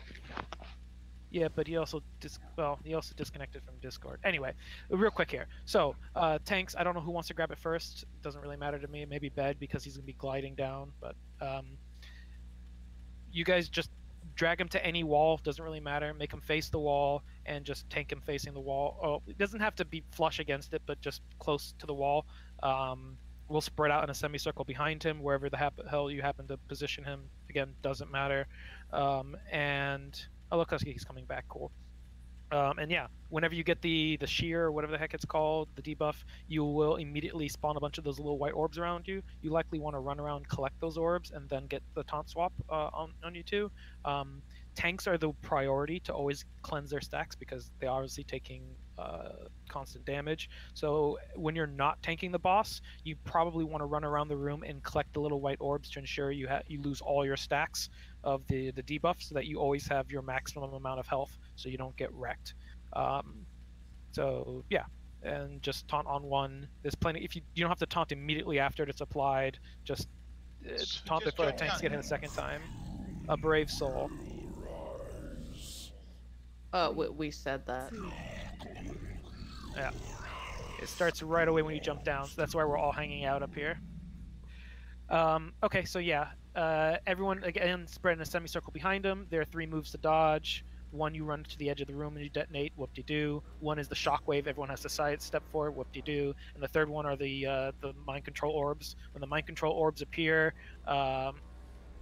they will appear on top of somebody always, so that we have to spread out roughly 8 yards apart from one another, so it only affects 1 to 2 people tops. Here's what we should do for those. If you're close to them and you can knock people out with a knockback, walk up and knock them out. If you knock them out of near the orbs, they get mind controlled. Great. Otherwise, you need to DPS them, and every time you hit them, they get pushed slowly outside. Now, everyone shouldn't switch to them because they get pushed in the opposite direction of the person DPSing. So if people are DPSing from opposite sides, they just sit in the center. They don't actually move. So melee, you should not be freeing people with melee attacks. If you have a knockback, run over and knock them out, sure. But we will leave it to range, and I'll probably say it's not based upon damage done. It's based upon individual number of hits. So I'm probably going to have the hunters do it rather than one of the other casters. So hunters, I'll assign you guys to knock people out, and just whoever's closest to it, just go ahead and knock them out. And don't fight against one another. So just be wary not to be on opposite sides of the orb trying to knock people out. That should be all that's necessary. I'll just stick with Raj. And if there's 2 people, you can each grab 1 person, so you knock them out in different directions. So just each one of you claim 1 person when knocking them out. Otherwise, we'll be trying to knock them out. Most of the time, we should be able to get them out with thunderstorms and typhoons and whatever Kinky just said a moment ago. Discipline priests apparently have, and the zones. I think whatever monks have, like the pacification zone or whatever, that push everything out, that also works. All those type of things that that displace people all work. I think you could even grip them out. Maybe you can grip them out as well. Yeah, they were saying if you bye. I was gonna try grip. Yeah, so all those types of things work, and those should be the priority in terms of the ways of getting them out, with the hunters as the last resort if we can't push them out. Eventually, there's going to be tons of orbs around us because we're sitting in one location, at which point we'll just move the boss around the room. We'll just drag him along the wall to a new corner, and then we'll just reposition, and that'll be that. Just remember to continue dodging the same 3 things. Orbs, the run away with the dots that you blow up on your own, same exact mechanic as the one we just fought, and the shockwave. That's it. Whenever you're hit by any of those moves, it will drop those little white orbs. We have to kind of play it by ear. As a DPS and as a healer, your priority is not to just constantly cleanse yourself. You should just, if you get hit and you get a couple stacks of, I forget what it's called, annihilation or something like that, whatever, live with it. It's not a big deal. If there's a bunch of free orbs up, they do despawn right before the transition. You can grab a couple of them. But like if you ever get above like 4 or 5 and you're starting to get to like 10 or something like that, it's like, okay, it's probably worth collecting a few and keeping yourself low. We'll get a feeling for the pace of it. But the point is, as a DPS, your priority, you should not be trying to cleanse yourself ever to 0. You should always have a couple stacks on, because it's impossible for everyone to cleanse themselves. And the priority is always for the tanks to cleanse themselves. If they're ever not orbs up, or the little white orbs up, not the mind control orbs, if there's never enough for the tanks to cleanse themselves before taunting back, we'll intentionally get hit by some mechanics to force them to spawn so the tanks can then cleanse themselves. Straightforward. When we get to the transition phase, what we want to do is initially stay spread out. 2 orbs will spawn right as he goes into the transition. So wait for those 2 orbs to spawn, knock people out of those, and then stack up in the corner of the room, a corner of the room, it doesn't really matter. So we just stack up in a corner. We'll keep spawning ads around us, just pick them up and AoE them down, they're easy. And then 2 big ads will spawn. Each one of you tanks grab one of those separate ads. I'll mark one up to, one second, I'll mark one up that we should focus and kill, and a couple range DPS should focus on interrupting the other ad while we kill the first one. Then we kill the other big ad, and then we go back to the boss. What's the question?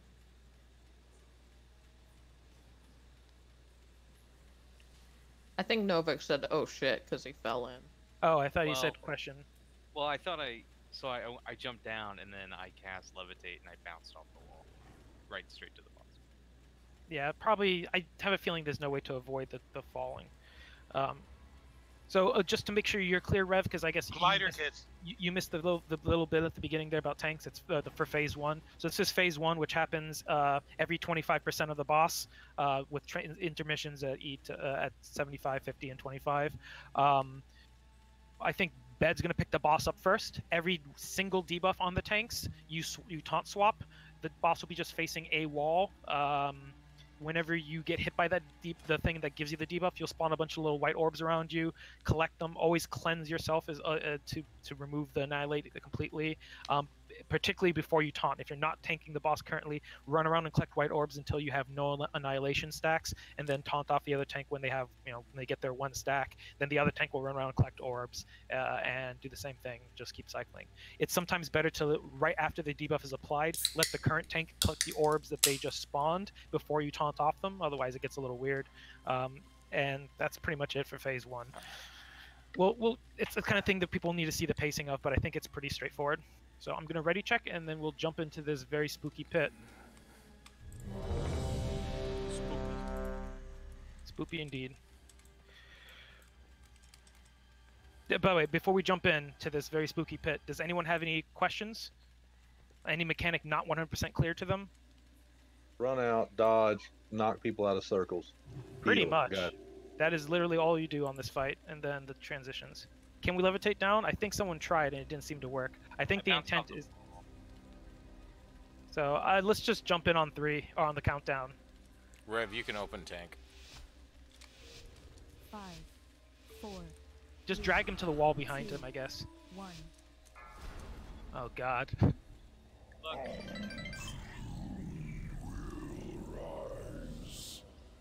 3, 2. Drag him to the wall, please. I don't want him facing us. Oblivion Sphere on me.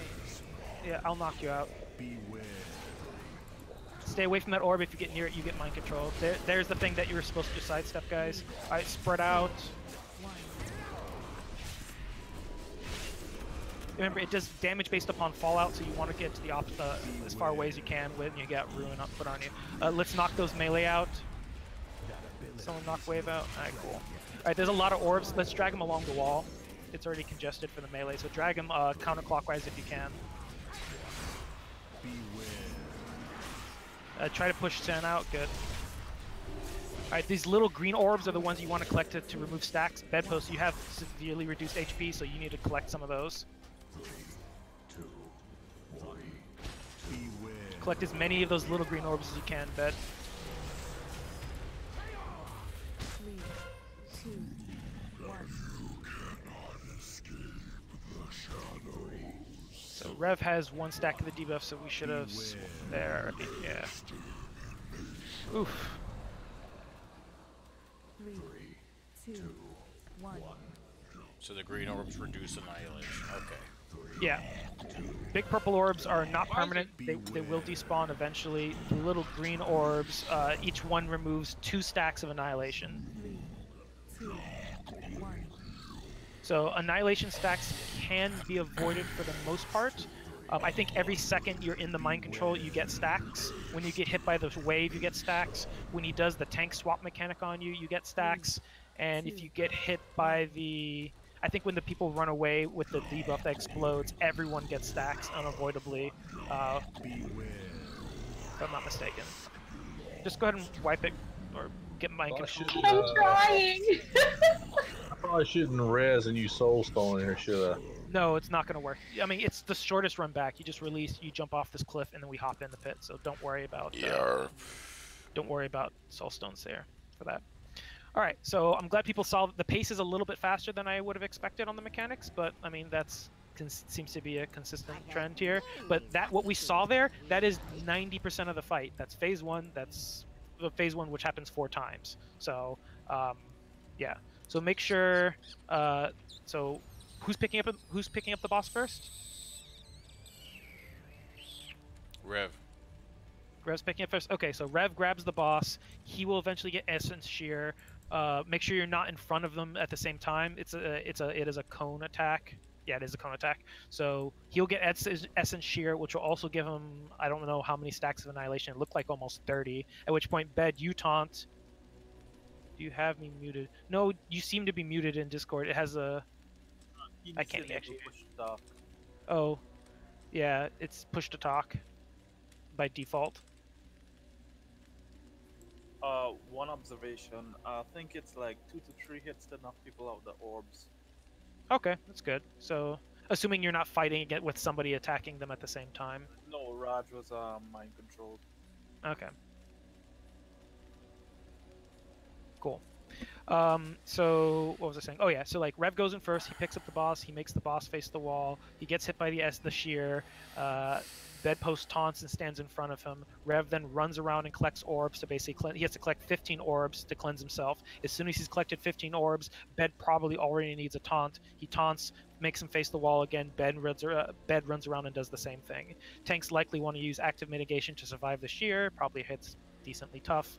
And as the room fills up behind him, particularly melee range fills up with those orbs, you just rotate him around the room. Whatever makes sense, clockwise or counterclockwise, wherever the orbs aren't, just start rotating him around slowly. Range, we saw exactly what we had to do. That was pretty straightforward. His light's coming on, so it is coming. He's saying stuff. It just his mic might not be working. Or the outbound is not set right. Yeah, we can stay after the raid and see if we can fix it with you, but let's keep going for now. I don't think there's anything absolutely critical that you need to call. Hopefully.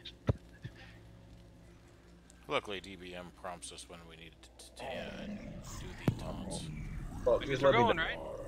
Let me die. No, Too late. people are jumping in. Guys, unless I'm doing a countdown, don't jump in like lemmings. No, that was my fault.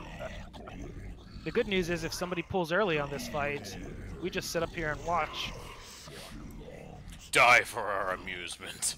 Nom nom nom nom nom nom. Oh, there was one thing I forgot to mention. In phase 2, while we're killing all the little ads and the 2 big ads that the tanks are tanking, he will be shooting beams in random directions, and we have to dodge the beams because it fucking hurts. That's it. As long as we, yeah.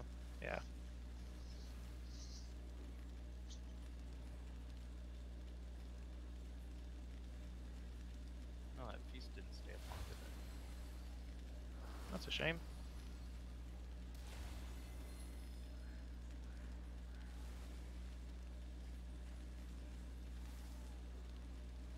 So that Ring of Peace will completely knock somebody out. Yes, precisely. anything that can move, like you could probably even set up a vortex in such a way that suck them out of it if you placed it correctly. So anything that can displace someone can be used here. Any grip, knockback, any of that. Yeah, if I drop it right on top of them, it will push them out. Yeah. All right, here we go. Here's the countdown. 5, 4, 3, 2. Everyone's asking me to grip him back up. It's not that much fall damage. You can heal up with passive heals. No, it's for the people who drop down and didn't get. Oh. Oh shit. Okay. Dodge that, guys. Dodge that. Yeah, everyone who got hit by that is avoidable, but it's okay. That spawns some good orbs. If you have a shit ton, maybe pick up a couple, but leave them mostly for the tanks.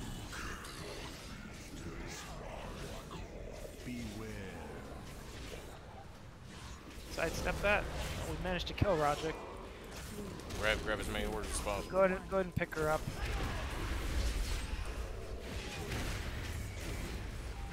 Right, you might want to pick up 1 or 2. Sidestep that. Just every time he turns around, make sure you're sidestepping.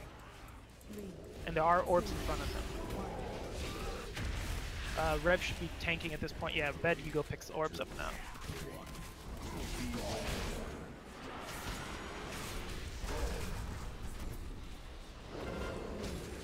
2, 1.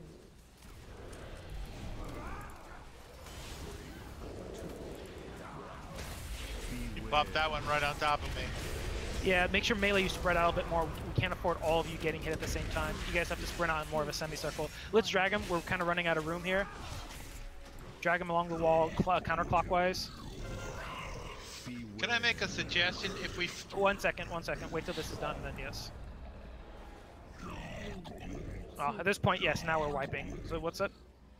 You know, he spawns those balls behind him, so if we face him sideways along the wall, and then just kite him, you know, it's not, because the way we're doing it now, the balls are always going to be in the center, so no matter where we put them in the room, we're always going to be in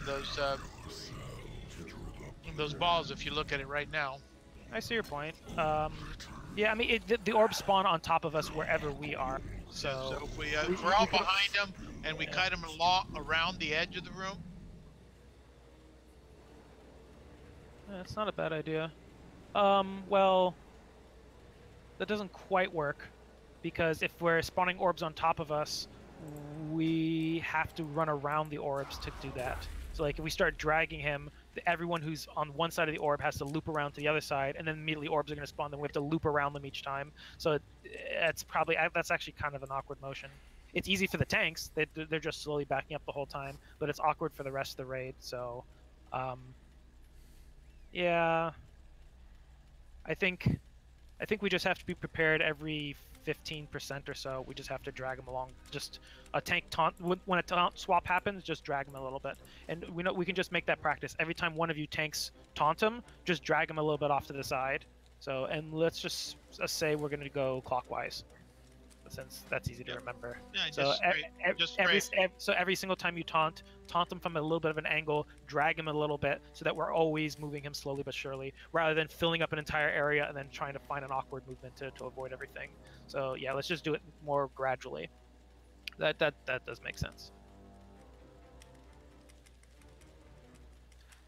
Look at you, Wave, able to see stuff from behind the boss for once. You've never stared at a boss's ass before. I was staring at his toenails. Now you get to stare at his ass crack, so... Progress? Well, yeah, it is, considering that you used to stare at his crotch. Alright, here we go, folks. But if anyone's... on this next go, if anyone dies, I want to figure out why people are dying, so...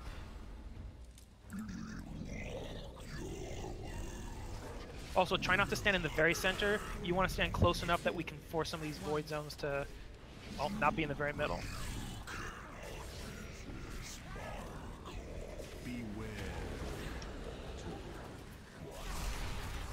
Good, looks like everyone avoided that.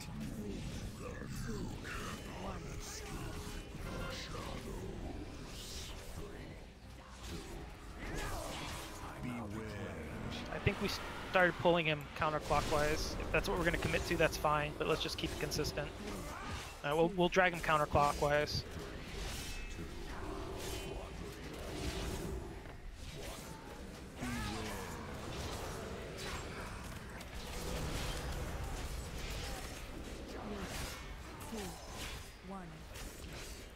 Careful with Rev. Yeah, go cleanse yourself, Rev.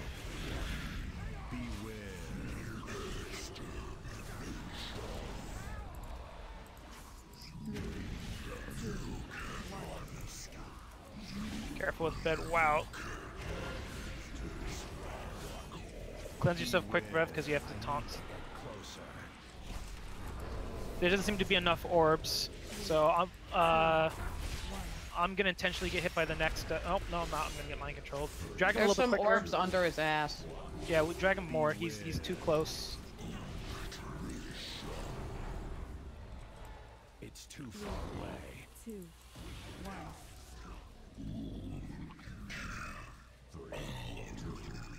No, we're gonna hit the transition here, so let's at least take a look.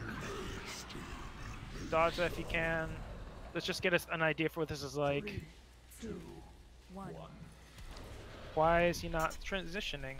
3, 2, 1. Supposed to be at 75. Yeah, it is supposed to be. Are there fewer transitions in normal? 3. Are there maybe no transitions in normal? Alright, well, I'm gonna look that up. Unless it's based upon his energy. No, what is his energy? Oh, his energy's for Essence Cheer.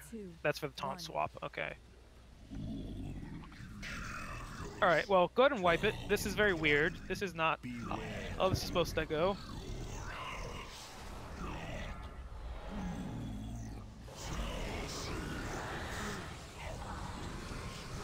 I'm gonna guess on normal it's at 66 and at 33, and it's only twice. Wait, it looks like he just changed. What? Yeah. So yeah, 66 and 33% then. Yep. Okay, so it's happening only 2 transitions instead of 3. Fine by me. So. Ooh, a third was. So to people who died, hey, what up, Zach? why'd you die? Tell me some stories. So I got punched in the mouth. Same. Got hit by the boss. I got blew up. Also had 30 stacks of Annihilation on me. Right. So what I was gonna call there is at some point when Rev needed to taunt off you, you had 15 stacks and he had 16 and 16 stacks. There were no orbs to collect. Everyone was dodging everything. Which, leave it to D&D. The one time when we don't fucking get hit by things is when people need to spawn a few orbs here and there. So people were actually doing very well dodging shit this time, and as a result, there were not enough stuff to get collect. So in a weird, counterintuitive fashion, we need a handful of people to get hit every now and then to keep orbs up. I need to get closer. I'm gonna suggest range do it, because melee can maintain their DPS while rotating around the boss. Us range, if we just sit there and we take a hit every now and then, that'll actually, it'll up our DPS as well. Can someone life group me so I can eat? So I'm gonna say, I don't know how to gauge this actually. I don't think that's that we're not generating enough. I think that No, you have to generate some intentionally. If you dodge everything, there aren't enough. I understand. I'm just saying that we're also having people pick up that probably shouldn't be picking them up. Okay, that's a fair point. We're like, yeah, because a I boss think or like two, 4 spawn from a I think we only have ruin. 2 bosses left. Yeah, Oh, no, we should be able to tanks finish are this getting tonight, 15 hopefully. each. No, 16 each time. Is that right? When We you got get a your new shear. boss down Do you earlier, know how many so- stacks? I haven't actually. 15. That's a weird number considering you cleanse 2. So you need basically 7 orbs to cleanse completely. I know, Bella, it's weird. Yeah, so you need 7 orbs each time. So technically, the 2 ruins, if the tanks were the only ones picking it up, they would be fine. But realistically, people need to pick some up here and there. So I'm just gonna say, actually, you know what I could do? Probably 2 range DPS if I make them kind of storm Yeah, what are you even up to, and they just Zasmo? intentionally get hit by the Doing anything fun? shockwave each time. That Just are hanging responsible out, enough to pick up jerking it just enough to feverishly? stay healthy. Then they just leave the rest for the tanks. Kitty kitty. For now, I'm gonna intentionally get hit, and I'm just gonna play it by ear here. I might add one other range, and we'll see here. Not someone like Yuri or Source who can very quickly move out, so maybe one of the hunters, I guess. All right. Anyway, yeah. Okay. Cool. So this is a little bit easier. Oh, really? Good to know. So you can't accidentally pick them up. So that's very good to know. I'm very happy they did that. All right. Let's do the countdown. Yeah, but we're all gonna have some annihilation on us. Eventually, yeah. So just make sure you're actively dodging. Are we bringing Chicxul in? Oh, I thought I tossed him in. Shit, I thought we summoned him in. Did, My but bad. he's not here. Sorry, my bad there, Shake. We'll bring you in for the next go. I don't think we're gonna kill this guy right away, so no worries. No worries. Okay, time to prove Dastard wrong. Yeah. I mean, typical D&D fashion. Make me wrong. Careful, Rev. I think you got hit by the shockwave, so you actually got some extra stacks there. Elvic out, quick!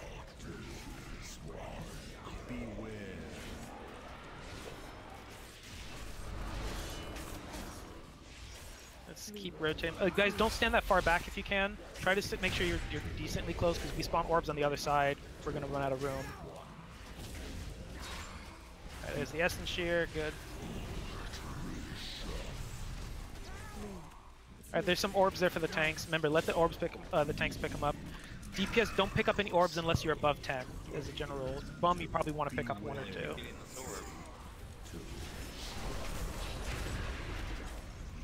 What the hell?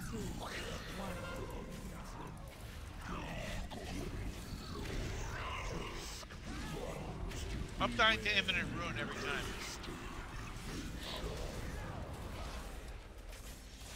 Pick Rev up, but I don't know how he just dropped.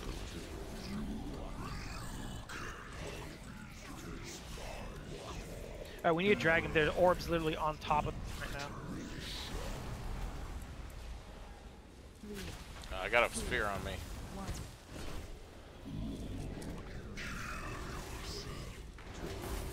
Yeah, I don't think the orbs can spawn on you as a tank, but if anyone stands near you, they can spawn orbs. Yeah, we just need to move him faster. Like, he has 5 orbs on top of him right now. Like, we need to move him long before that. Gotcha. It's hard to know when to pull him when we're constantly having to run like all over the place to get the orbs to get rid of our stacks. I mean, every single time you're taunting off the other tank, you should pull the boss, I don't know, maybe like 60 to 80 degrees along the room.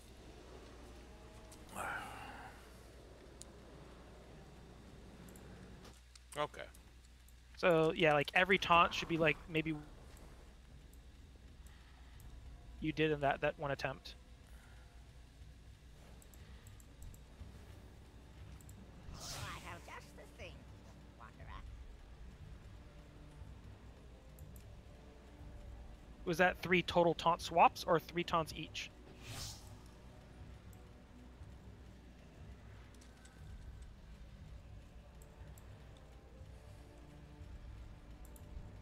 I'm going to assume that was 3 taunts.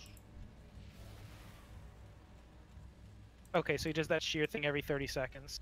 And that last attempt was 2 minutes. So yeah, you guys, 6 taunts. Oh, then 6 taunts, 60 degrees, that would have been 360 around. So that's too much. So, yeah, just... But let's put it this way: if you're the tank about to taunt, you can see the orbs around him because you're obviously away from him. Use your best judgment on how much to move him. So when you're taunting, make sure. Okay, 4 switches. Okay, then yeah, 60 works. 60 works. All right, 1 second here for Novik, and then we'll go ahead and pull. Novik just needs 1 minute. This is a tough one though, guys. So I have a feeling like once we get the flow of it, it'll be very easy because again, it's the same thing over and over again. It shouldn't get much harder. We'll have reduced health. Wave dying, I'm not quite sure what's going on because he just has the dot on him, so that shouldn't. And ruin. That should be it. I mean, it's just a dot and it doesn't even tick that much. So blow a minor defensive cooldown just to make sure you don't drop, I guess. But well, it's gonna tick for about 30k, and then when it explodes, you're gonna hit for another 21k. That should be nothing compared to our health pools. I mean, assuming we actually have our health pools. Yeah, well, yes. In other words, if you're not totally topped off when you get it, you're kind of messed up. Because once you get it, there's nothing you can click to do anything about it.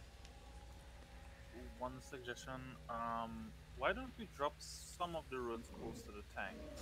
Well, not within the circle, but close to the tanks. Because the ruins do damage to the entire raid based upon the distance. Distance? Yes. Yeah. That's why you have to run away. Yeah, the explosion does 20k shadow damage to everyone, and if you're at 45 yards, it reduces the damage. So it only took about 3 goes, I think, Shake, so it wasn't too bad. Nice. I mean, phase 2 was sloppy as all hell, but whatever. We'll get better. Oh, real quick. But to make sure everyone's back. Yeah, so we just gotta get the right pacing of moving the boss so that people don't get knocked into orbs. I did have a point where I was in an orb and I was trying to be freed by, I think, 3 people because I got knocked in 3 different directions, and I got knocked for like, I get hit like 6 times. Yeah, my bad. It's okay. Just, yeah. Try to stop the dog. Keep biting you. Roll on that if you need it quick, guys.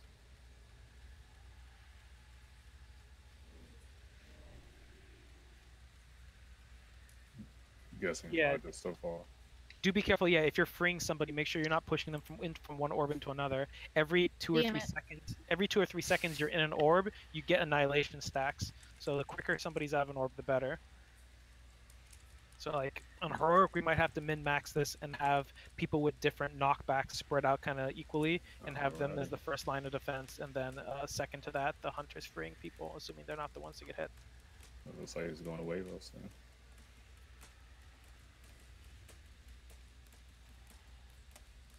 Indeed, thank you. Yep.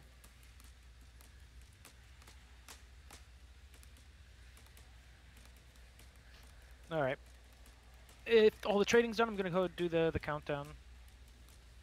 Anything specific? Just make sure you spread out and be quick to move away from orbs and obliterates. It's pretty straightforward. Right now we have to coordinate the tanking. All right, here we go. Right, we got about an hour left for the raid, so let's make sure we minimize our downtime here. 2, 1. Yep. Ow.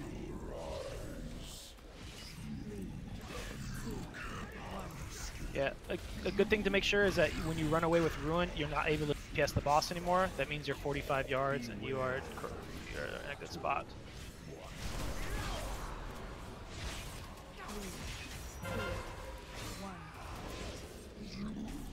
It's too far away to respond. Beware, I'm out of range. 3, 2,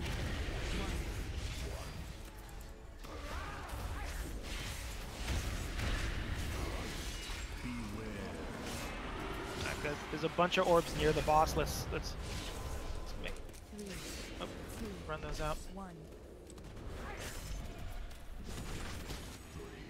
2, 1.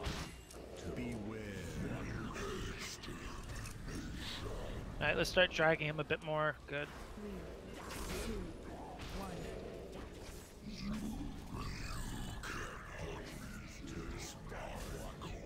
Beware.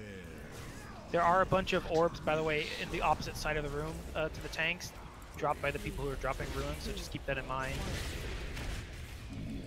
Roger, Yumi should get hit by the next thing to just spawn a few extra ones. Just us, though. Yeah. Except he keeps facing behind him for it. I couldn't get to it. Yeah, I couldn't either.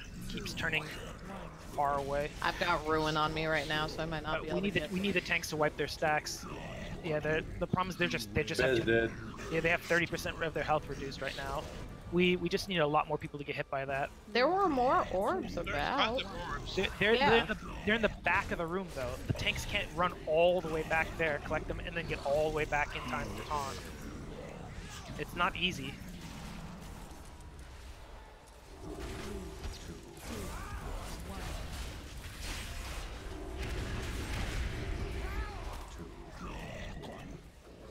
Wipe it real quick here. So tanks, when you're getting hit by the shear, how many orbs are you spawning next to you? 5 or 6, I think. No, it can't be that. Really, that many? It dumps Yeah, it. look at him over there. Okay, every time you get hit by the shear, you are collecting those 5 or 6 first, correct? I try to, if I need them. I mean, you should always need it, because when you get hit, you're getting 15 stacks. The 5 or 6 are going to cleanse most of the stacks. That's going to cleanse 10 of the 15 right off the bat.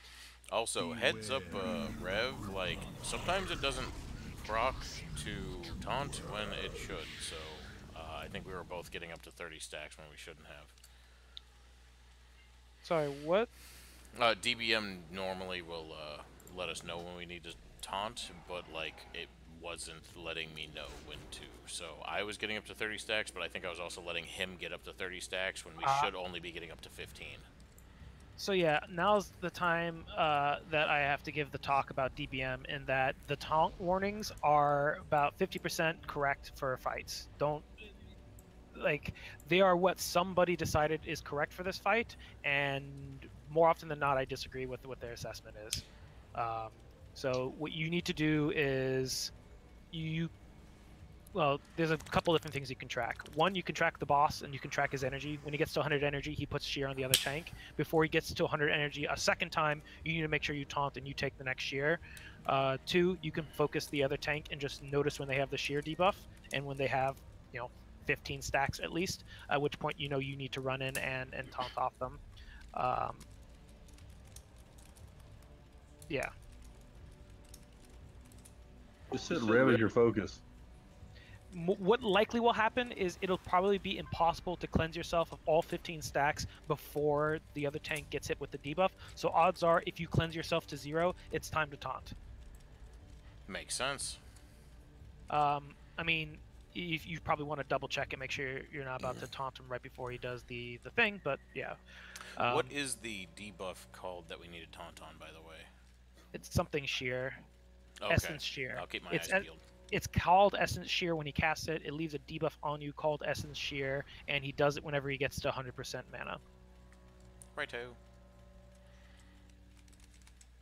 You could do that, Shake. Oh, actually, that's very dangerous. If you, as a melee, run through the boss when he's doing that cast, if he spawns orbs immediately afterwards, you could drop orbs on top of the tanks and mind control the tanks. So you probably want to rotate to the side. It's a very small cone for the shockwave, so just sidestep it. You have so much time. In fact, the problem is, I think we want to get hit by a little bit more.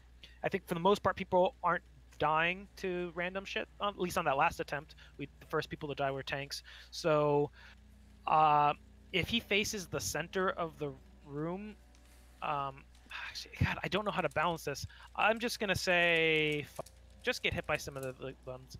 If you feel lazy, just get hit by it. Especially if you have 0 stacks. If you have 0 stacks, get hit. If you have stacks, then you probably want to avoid. Let's do that. That works. If you have 5 stacks or more, dodge. If you have less than 5 stacks and it's facing you, just get hit by it. Perfect. I solved the problem. Let's do it. Bada bing, bada boom. 5. World hunger solved. Let's do it. 2, Hey. 1.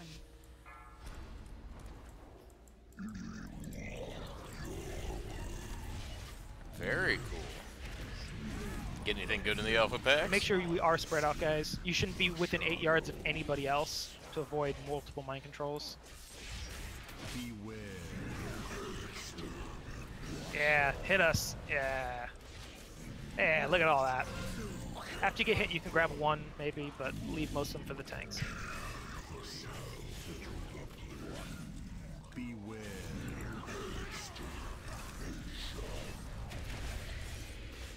3, 2, 1. Would you Bed. just grab them all? Yeah, I don't know why everyone grabbed them all unless that was the tanks. I just wasn't getting healed there. I'm not gonna get a heal if I can't find orbs. 2, 1. Pick up bed if we can.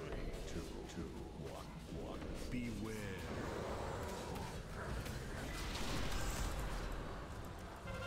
3, 2, I need to target something first. Beware. Try to pick up all the ones you can, Rev. Sad to imminent ruin.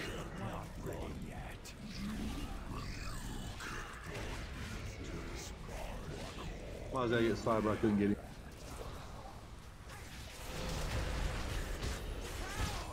I need to get closer.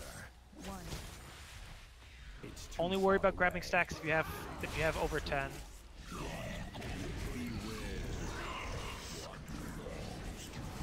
Why did Rev die? He only had 2 stacks. 3, 2, 1.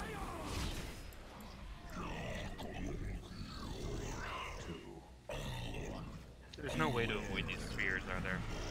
Which, the green ones? No, the big purple, blue ones in the middle. 3. No, they spawn on top of somebody. I feel like that was a little better, but not quite there. But we lost the tanks a few times there, and they look like that when the tanks dropped, they had less than 10 stacks. Are we struggling to keep up with them? Is there something we need to change up? From what I saw, I just wasn't getting heals there for a substantial amount of time. Orbs. You should only collect orbs if you have over 10 stacks. You should never try to get down to 0 stacks, just to be clear, if you're trying to over-click too many of those orbs. Oh, okay. Well, nifty, Zach. Also, we need to spread out more. I'm just gonna say this: his hitbox is huge. Yeah. Huge.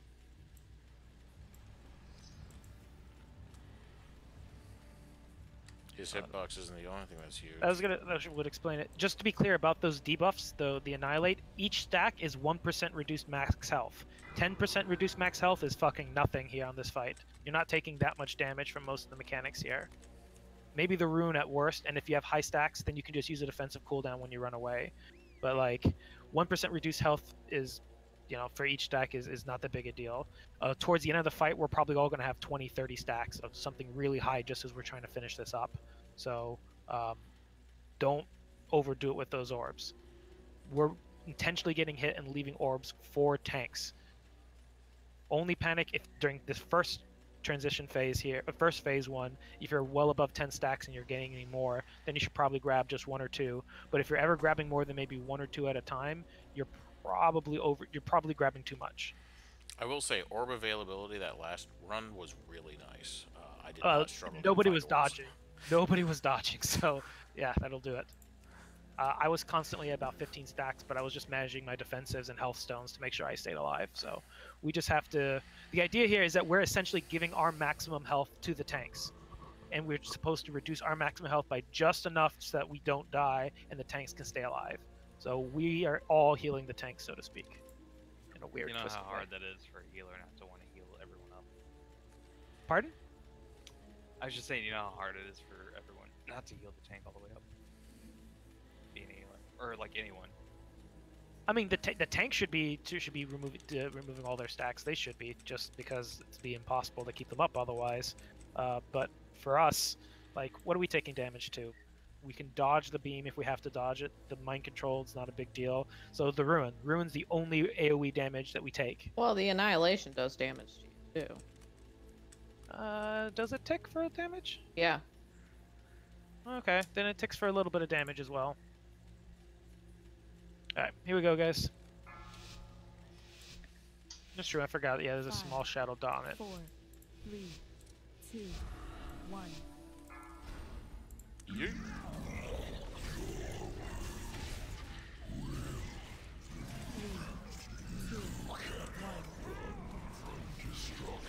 Yeah, we were way too grouped up there. Can we get a knockback? Yeah. Try to save the Ring of Peace and stuff like that for when there's a bunch of people. If it's just one person, just use damage to knock them back.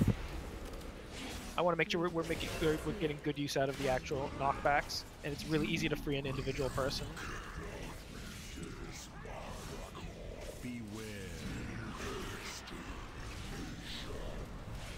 Alright, let's start moving him a little bit. There's 2 orbs that are basically right next to him, so start dragging him.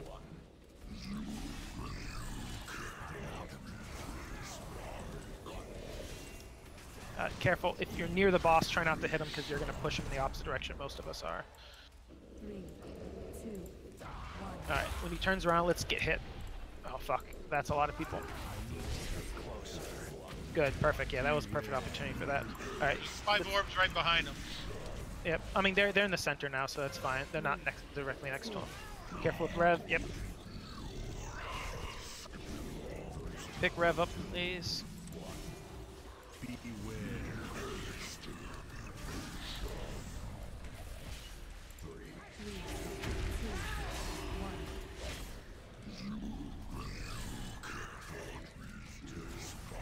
All right, drag him some more. Drag him some more. Bad post is dead. He does one shot. Yeah, the Essence Shear does a lot of damage. You have to have, I think, a cooldown up to absorb each hit. Like, if you don't have a cooldown up for each one, you're just going to get one shot and die. I think that's where a lot of the deaths are coming from, because it's happening when you guys are not at that high stacks. So, wipe it again. But, like, at this point, we're dying because the tanks are dying, so we need to fix the tank that situation. Oh, it said I only took 52k from it, though. That's weird. Oh, no, I mean, took a bunch from crashing Oblivion. Crashing Oblivion? Yeah, 11. Whenever a player gets pushed out of the mind control, they AoE the entire. I forgot about that. Yeah, because I had 3 right there. Essence Shear and melee all hit me for. Yeah, it's 13,000 damage for each person who's moved out of the mind control. That's why we have to be 8 yards apart. A couple times there we had 4 people get put in one orb, and that's going to be pushing them all out. That's, well, 4 people times 13k. That's, yeah. Not good. Melee just need to not stand directly behind him. They need to be spread out in a circle, semicircle around him.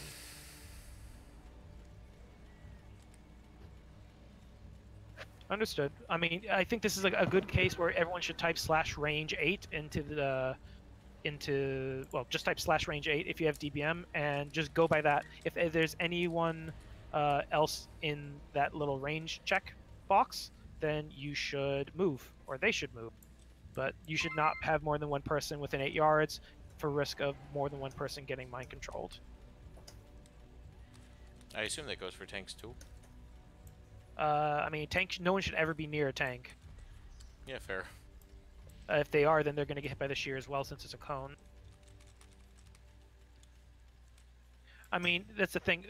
To your statement, Baja, if you guys are 8 yards apart, you should have a 1 in 18 chance that you get an orb put on you, like a 1 in 16 chance an orb gets put on you. If you're on top of other melee, then you'll be put in it quite a bit. But it should be pretty much an even chance for anyone to get put in the orb. And I believe there are 2 orbs placed at a time. But that's the thing. A lot of folks are moving around a lot, just dodging. Yeah, well, we just have to have people be more careful. And it's kind of counterintuitive. Like, you want us to stay 8 yards apart, but then you're having us come in like there's no real structure right now. I mean, spread around the boss 8 yards apart, move for the obliterate, and, well, move for one of the mechanics. Otherwise, don't just move arbitrarily. You'll fuck somebody up or yourself. Alright, I'm gonna do the countdown. But I mean, if you find yourself getting put in orbs a lot, odds are either you or the people around you are not moving appropriately. So we need to figure out who needs to correct what they're doing. Somebody has to. And as far as the tanks are concerned, the Essence Shear, it's when he gets to full energy, so you know when it's coming up. So if you're tanking the boss and he's about to get to full energy, just use a defensive each time. At the very least, you're going to have your health reduced immediately afterwards. You'll be at half health, and any additional damage could kill you. So reducing that 50k as much as possible makes the most sense. That's the only time you have to. Definitely the other thing too with the healers. Don't try not to group up next to each other, guys. I know, I'm sorry. I just want to be next to you. Alright, here we go. It's like a camp buddy. 5, 4, Buddy system. 2, 1. I think our healers are holding hands so they don't get lost in here. Yes. It is scary. 3, 2, 1. Oh shit. I think Baja's getting knocked all over the place. Ran back into a Baja. Yeah, that time I had no choice. So I could dodge. Just get hit by it. We need to spawn them anyway. Just, yeah, getting mind controlled is worse because it AoEs the entire group. So the obliterate does not hurt that bad.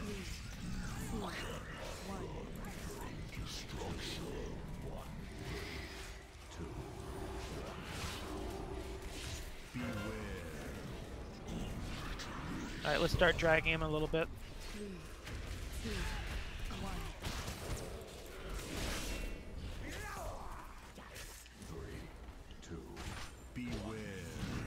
Careful with the tanks, with Rev.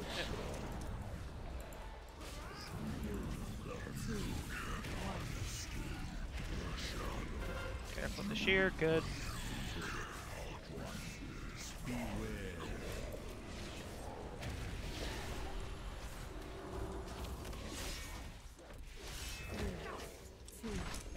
Wave. Wave is mad low.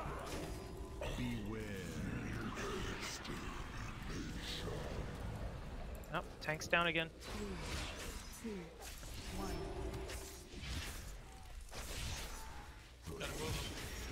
Yeah, there's a bunch of orbs directly behind him. We need to drag him a bit. Watch out, tanks. That's going to give you extra ones. Careful. Yeah, careful. Some people ran in front of the boss, and they made that obliterate go right almost through the tank, so be careful.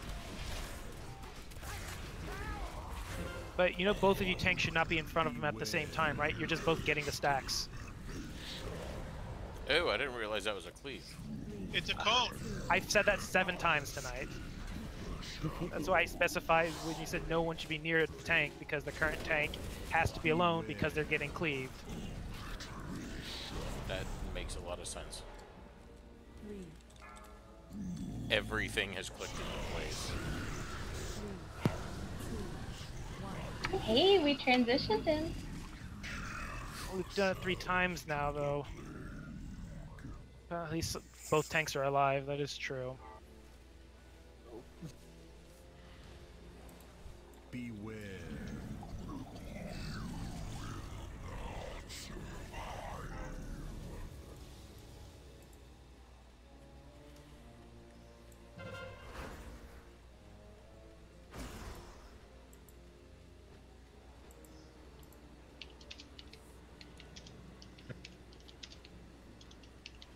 I'll say this: I was healing directly on bedpost, and he still died. I got cleaved with a bunch of stacks. There was nothing anybody could do there.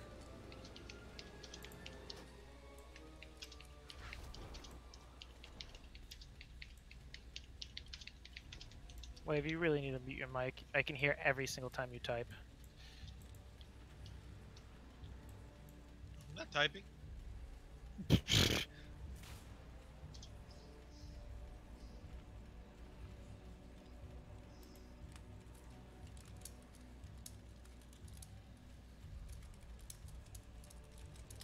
This crappy keyboard you gave me for Christmas. The best keyboards make clicky sounds. They're mechanicals, yes. Best gaming keyboards, at least.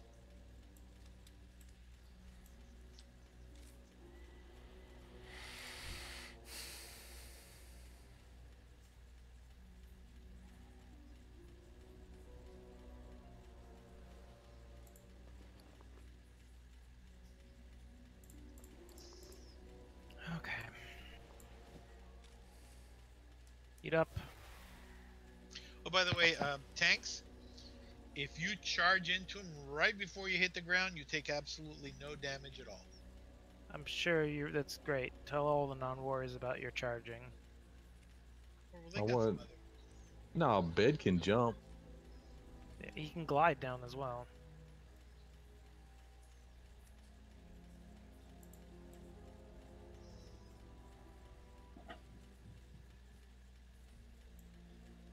Alright, here we go. 5, 4, 3, 2, 1. Yeah.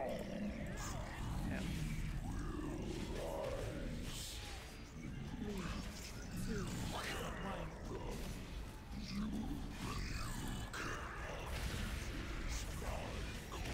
Beware.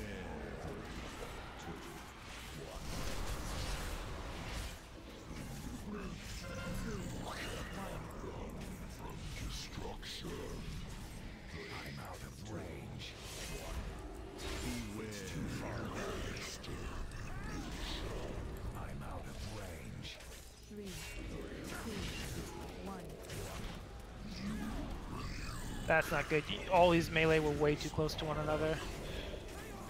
And some non-melee as well.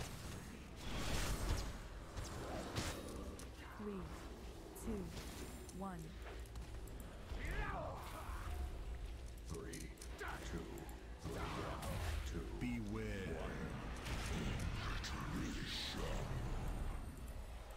I need to get closer. 2, 1. Alright, drag him a bit. There's too many orbs next to him right now. 2, 1. It's too far away. Okay, don't run back into those orbs, please. Yeah, you had Ruin and... Yeah. Yeah, melee on top of one another. We need to come up with a melee position that only gets one melee hit at a time. If we're consistently getting two, we're not going to do this. 3, 2, 1.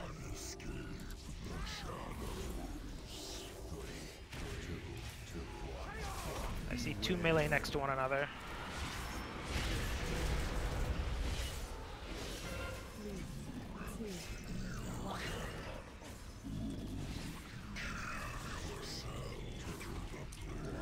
Alright, we're gonna hit the transition step. Nope. Pick up bed. I'm not sure how I died there. 3, 2, 1. Why is he running all over? Oh, right, he's running to the center. Spread out for a second. Get bed out. We were trying, he was getting knocked between spheres. Yeah, there are the orbs. Knock people out of those. Yeah. Try to pick these up tanks and just keep interrupting them. I'm still stuck in the boss. Yeah, I don't think there's anything we can do. There's just a million of those knockbacks. We can't unless we can grip you. I think you're fucked. Yeah, my ring was on cooldown.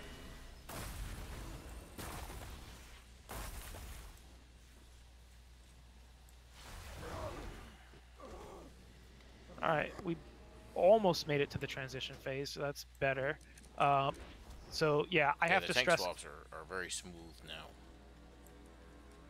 So yeah, we need to reduce the number of people getting hit in those mind controls. We're spending a lot of time for people for mind controls.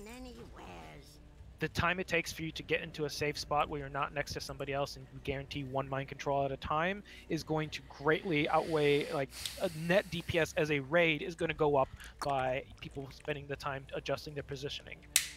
Plus healers will actually have enough mana to make it through the fight if we don't have to constantly heal up all the explosions from people getting knocked around. But yeah, we need people to be spread out a lot more.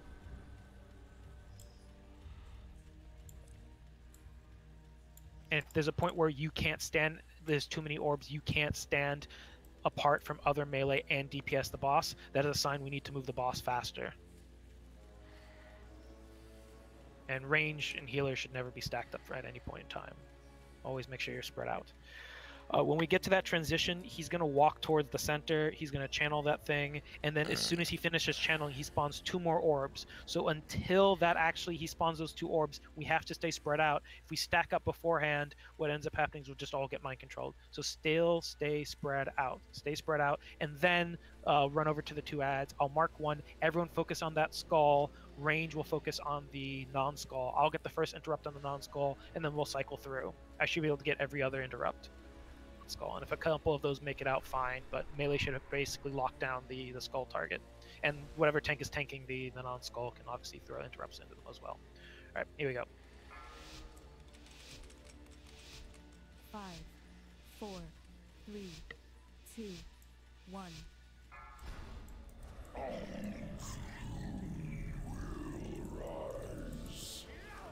2, 1. Check your range meters. Yep. Beware. 3,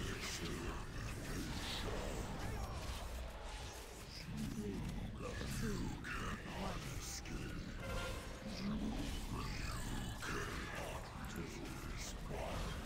1. Beware.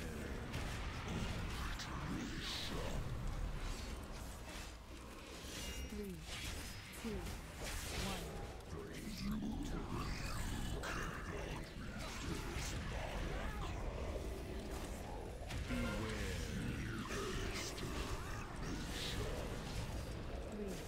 Drag him a bit. There's 2 orbs in melee range with him.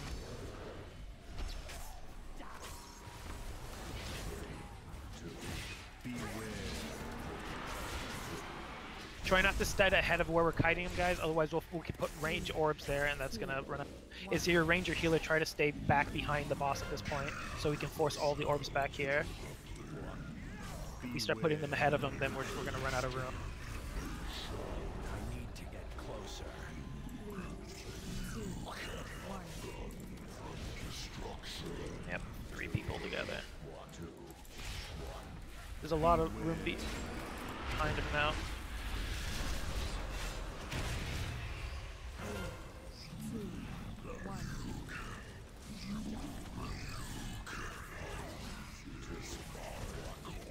Beware. 3, 2, 1.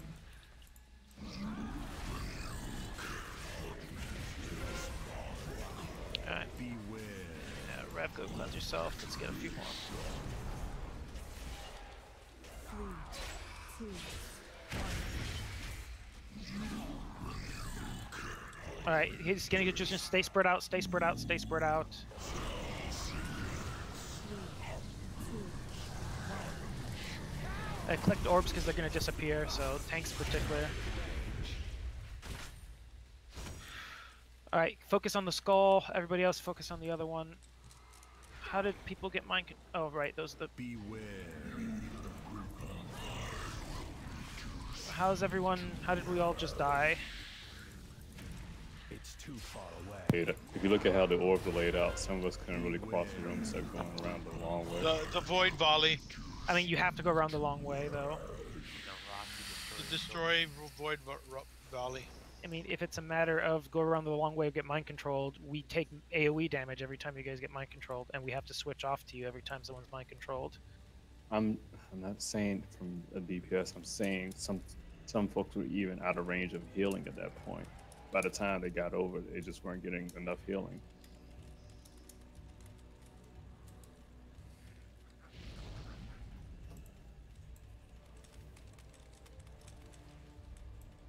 I feel like we're getting the flow of this still wrong. On that go alone, I saw on an obliterate. It went through and it spawned, I don't know, maybe a dozen orbs or whatever. And then I just saw a pack of 5 people run through and they collected almost 2/3 of them right away.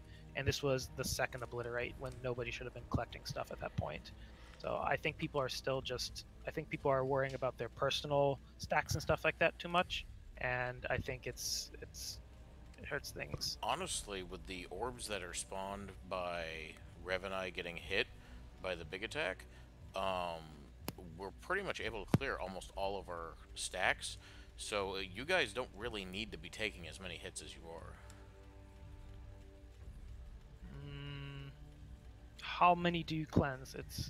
I normally cleanse all but 2 from the ones that drop from the big hit, and then I just have to run out, grab one last orb, and then I'm completely clear of stack.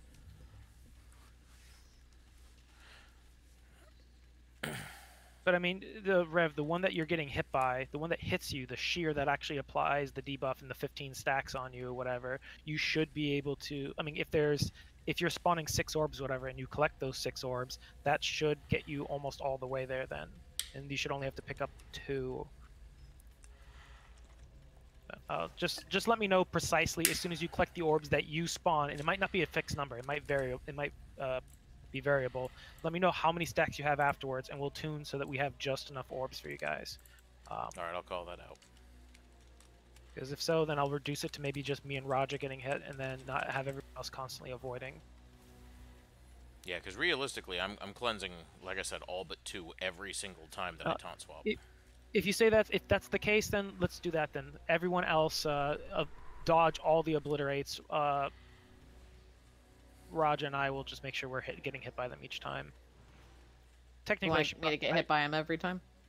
Yeah, I'll probably. Well, yeah, yes. I should alternate. No, it's fine. Hey, real We'll quick, just grab orbs to get ourselves back. Make sure we're under real quick, 12. the people that are mind controlled, any damage will move them in that mind control field. any damage from anyone. So what are you suggesting? That Oh, we don't have to have any, like, anybody can pull. You just do a little bit of DPS to anybody. It'll knock them out of that mind control field. So I we can don't do, have like, to a little- sit there. I can do like a little cheap, easy Holy Nova instant cast. Yes. Yeah. Every source of damage moves them a fixed amount. So you can spam Ice Lance, you can spam it makes no sense to do anything with a cast. If you're casting like Frost Bolts to kick somebody out, that's a waste. Like I spam Frost Shock because I can spam it, and it just 3 of them, and then it gets somebody out each time. They have a Frost Shock afterwards, but whatever. Yeah, if I can get close enough, I can Arcane Explosion, but usually it's just some missiles and they're. Yeah. So any instant cast will get somebody out quickly. Just make sure you don't run back in, because I saw at least half a dozen people do that. All right, here we go. 5, 4, 3, 2, 1.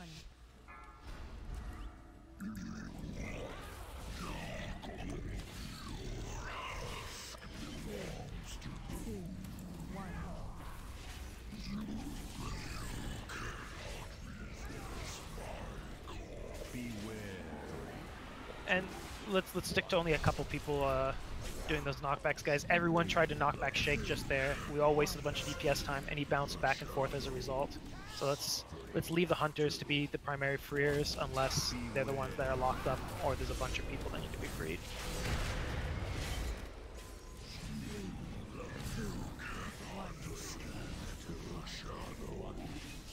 Can we get him a little closer to the wall? We're gonna just get a shit ton of these in the center.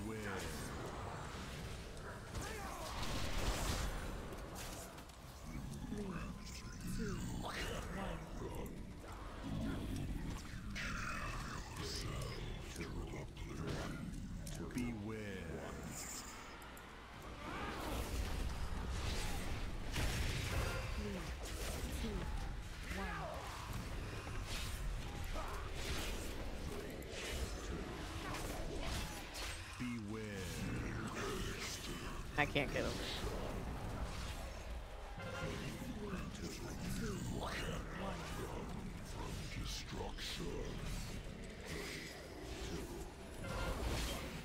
Let's drag him some more. And the people who are standing ahead of the tanks, if you put orbs ahead of the tanks, they have nowhere to kite. Please make sure if you're range and you have to dodge stuff, you're dodging to the right. Don't dodge to the left, because then we get shit there. Yeah. But we lost the tank again.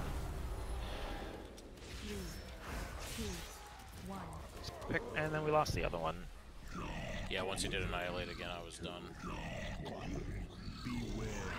Why did Rev drop down? We need to fix this tank problem. Because if there's ever a risk of a tank death in this first phase 1, we have to do this phase 1 3 times. And then eventually in Heroic 4 separate times. So we have to be able to, like, we can't have every single go a death before the first transition. So why did Rev die?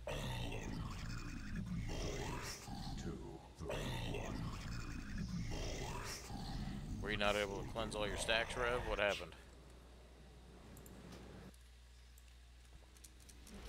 I was out of range. I was trying to run around the mind control orbs to get to them.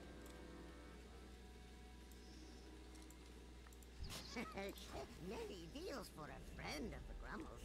Like you. Hurry back!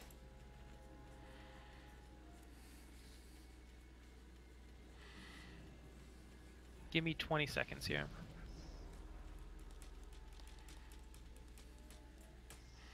Is there a way to get the those zones a bit more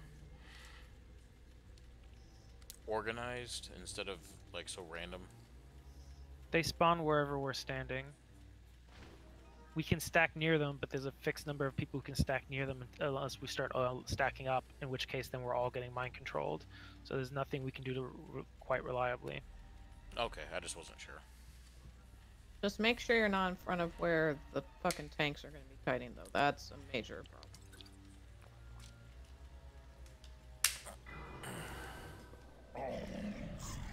Oops. 3, 2, 1.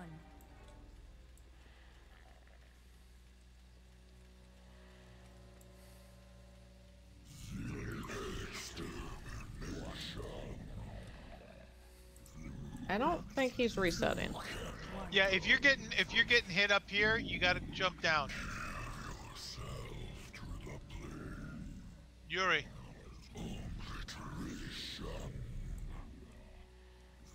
It's the people on the edge down there that are preventing it from stopping. No, I was all the way on top and I was getting hit. No, it's the like bedpost. Bedpost jumped down. No, seems bed didn't have to jump.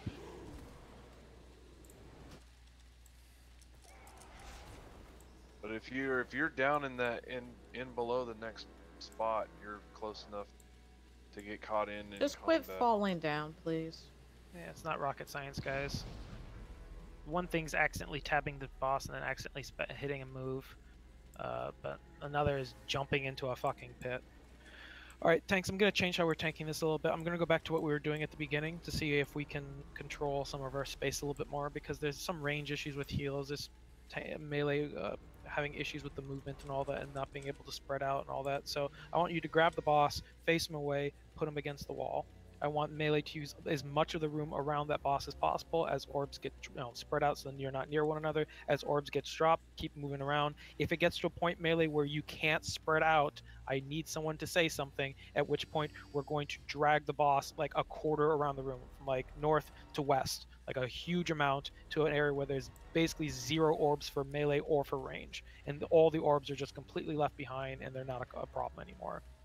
I don't want to constantly be screwing a little bit and then still be having half of our space restricted by orbs. I want a clean start. In fact, I don't even think a quarter turn. We might even have to do a third of the room.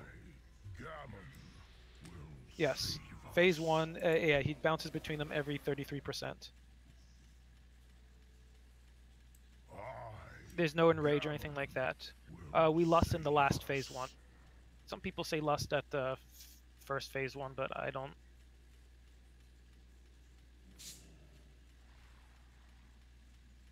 That's not true. Sorry. At 10%, he does do something. It prevents you from gathering any annihilation things. So tanks can't cleanse themselves anymore. So that's generally where people lust at the last 10%. All right, here we go. So yeah, just drag him straight to the opposite side. Use your room and range. Try to stand as close as you can and not in the center. We're going to rotate him around counterclockwise still. So range, if you're running out of room, I want you to your right, so that I want you to run to the right so that the tanks can still rotate counterclockwise. So closer range if you can without being 8 yards.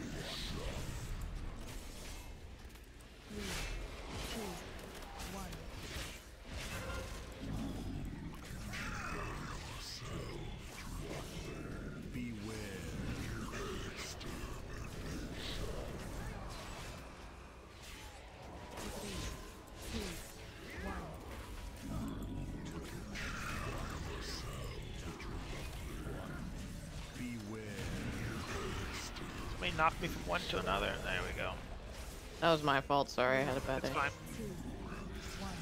Just make sure you're spread out 8 yards, guys. Spread out 8 yards. If you run out of room, don't start backing up. Move to the right. If you start backing up, we're gonna cut into our room when we move the boss. So you're probably a little bit too far back by it.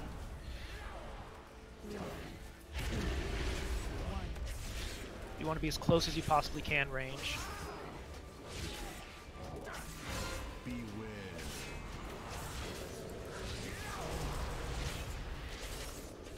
Get ready. We're gonna do the quarter turn in just a second. In fact, let's do it. Let's after the next taunt swap, or actually just drag him like along the wall about a third. Just rotate him a third after this blast. Don't get mind controlled as you follow him, people.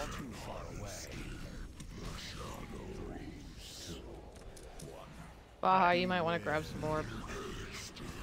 Yeah, 24. Definitely want us to grab some. I just need a second. Alright, watch your spacing here, guys. 3, 2, 1. I need to get closer. Careful with Rev, he's at 20, so make sure you...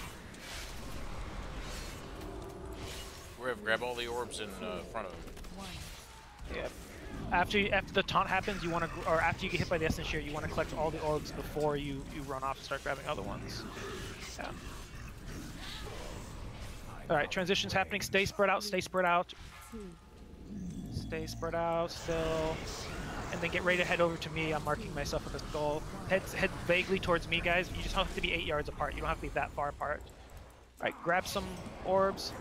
Focus on the currently marked guy. Let's grab this other one, Tanks. Grab the unmarked one. All right, cool. Focus on the skull, and I will focus. Get Navig out. Watch that beam. That won't let me fucking target.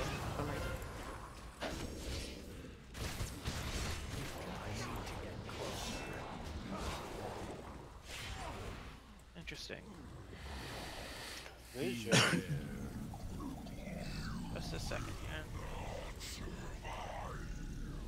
So the ads have Essence Shear as well. I don't recall that at all from anything I read. I recall them just being fixed in place and just spamming Void Volleys before. Did they change it?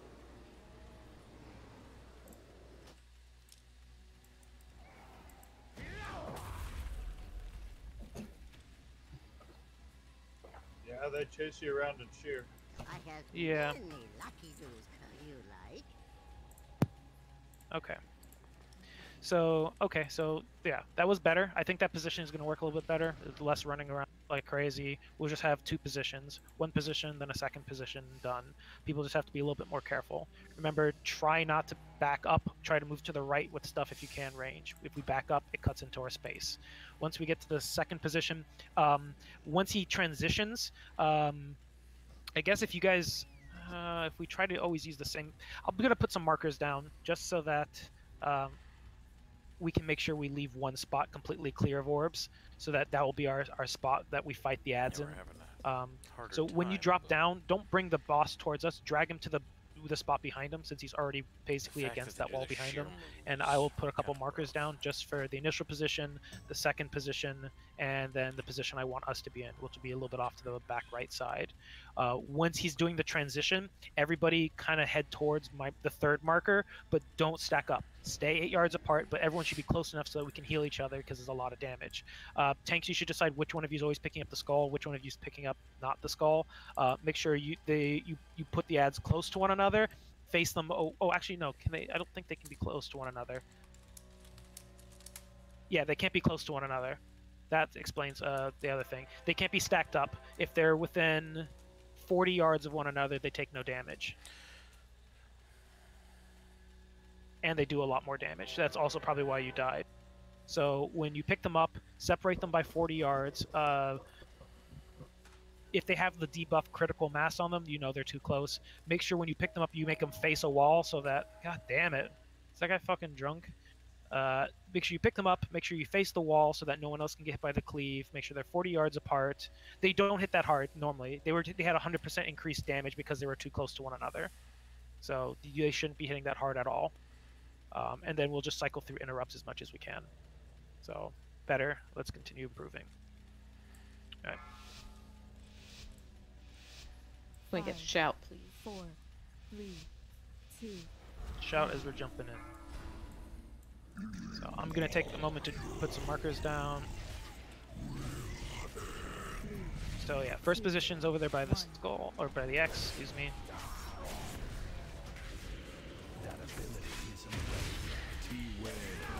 Second position will be over by the triangle, and the stack up position will be over by the square.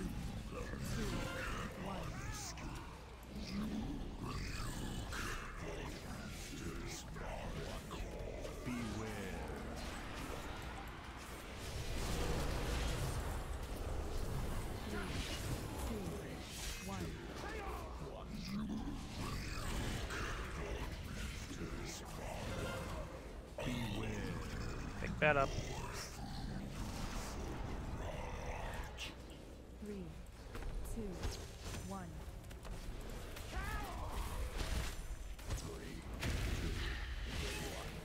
Beware. It's too far away.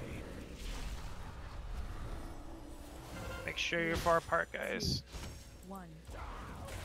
Alright, get ready. When he gets to 80%, go ahead and move him to the next position. Oh, shit. You're standing over. Fuck. Well, that puts an orb right in our next position. Let's drag him to the triangle.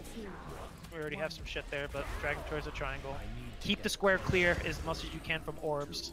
You can run over there for the ruin, but not for the orbs. Don't back up towards square, guys. We need as much room there as possible. Careful with Rev, and dead. Beware.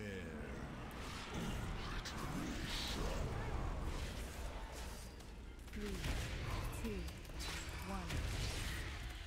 I don't think we have another battle res, do we? Nope. Yeah. Beware. No, wipe it then. Or just jump into the orbs. If we all get mind control, probably... I don't know what happens. You die. 1. Well, that works too.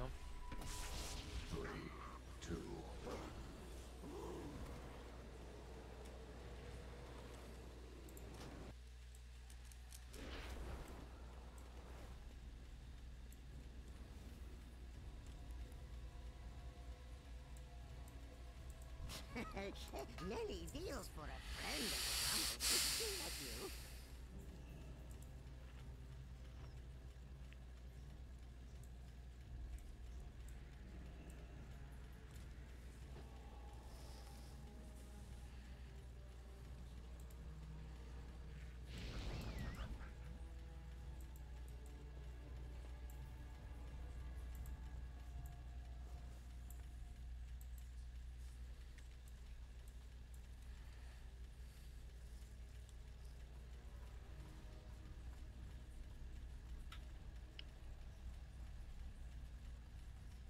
Guys, you have to run back.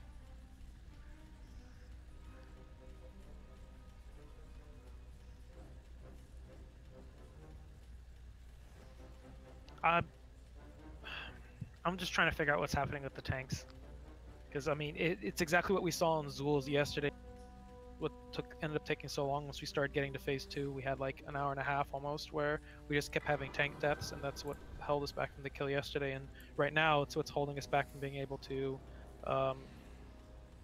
I even practice the second phase at the moment. We can get there, but we keep having a tank dead or 2 tanks dead beforehand. And I don't know where the death is coming from. If it's a mechanical fail, if it's an active, if it's an issue with the actual tanking, if it's an issue with the actual heals. I don't know where along of all the different things that could be going wrong, what is the problem. I'll look at the logs after the fact, but I mean, if I study them, it's going to be too late for us to be able to continue. So we'll have to just compare the damage taken rate with tanks who've been killing this and see if tanks are taking too much damage, if the heals are lagging behind, whatever the case may be, and figure out what the problem is. But that's what's holding us back right now, and it worries me because Gahoon hits like a fucking truck. Like Gahoon makes this guy look like a fucking wet noodle in terms of how hard he punches. So the tank dust dying currently on this guy, I'm a little nervous about Gahoon at the moment. Anyway, let's keep working on this. At the very least, it's more data. Alright, here we go. 5, 4, 3, 2, 1. Make sure, guys, you stay away from the triangle as much as possible. Again, if you have to run anywhere as a range, run to the right side. We want to keep the triangle mostly clear for the next round of mind controls. Beware.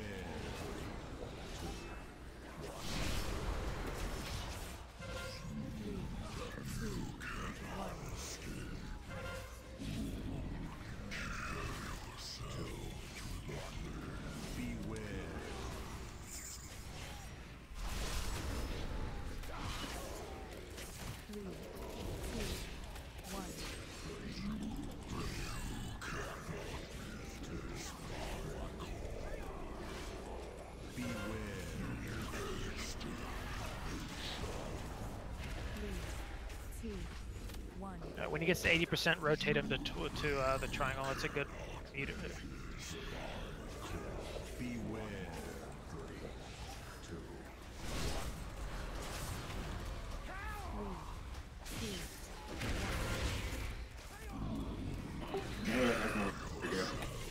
Alright. Let's start dragging him. Drag him a bunch. Just keep moving. He'll follow after the blast. Oh, he ran back to the wrong tank. Alright. Reposition for the new spot here. Good. I I hope he pointed that right at me when I was far away. I don't know how we lost so many people there. That's not good. Just wipe it. There's too many people dead. We're gonna not be able to kill stuff in the next phase of time. Wipe it so we can get as much time. Why did we lose 4 people at once? I was far away, so I was dropping a ruin, and then when I came to run back, he shot a beam like across the whole room. Well, we lost like 3 people in group 2 all at once. How did that Well, happen? I was telling you what happened to me. Yeah.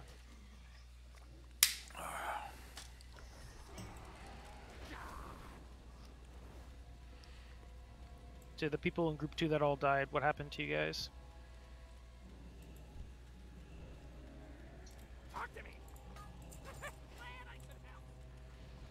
Bueller? I'm in grip 2, but I didn't die, so I don't.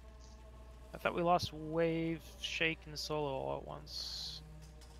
Oh, I was easy. I had imminent ruin, and then the obliteration blast was aimed right at me right when I was stunned and couldn't move.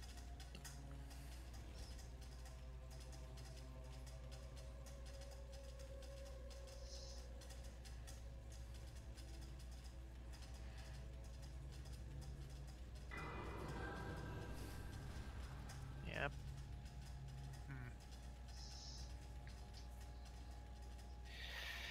Yeah, I'm thinking more and more that we're going to have to be very, very precise with the positioning here. I think there's too much noise in terms of just random things that can happen. People who are running to drop the ruin, and then the beam's pointed at them, and they're surrounded by orbs, and there's nothing they can do.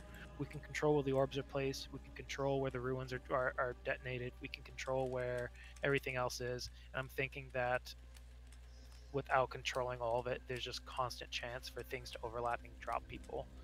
I'm almost thinking that if we had less people, this would be a lot easier. This one, yeah. Well, you'd be able to control everything, yes. With 10 people, this is probably a much easier fight as compared to the previous ones, which were easier with more people. Very likely. Though they probably fuck up the tuning on this, I wouldn't be surprised. Tanks probably still need the same number of orbs, and there's probably fewer people dropping them, yada yada. Alright, let's go. I do apologize that it took the tanks a little bit to, you know, get the flow down. 5, 4, 3, yeah. 2, 1.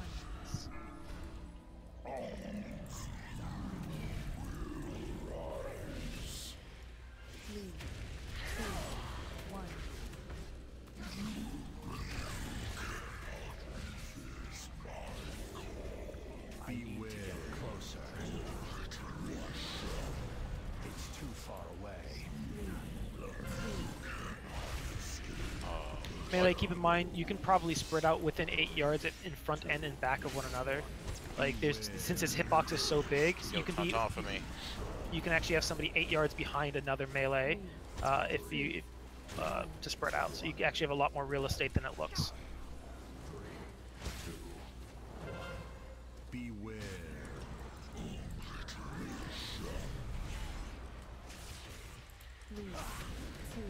That one over by triangles doesn't make me thrilled, but come on.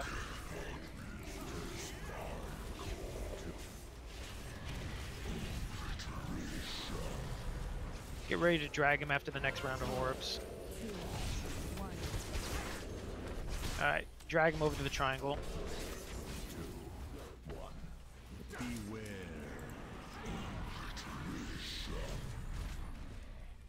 3, 2, 1.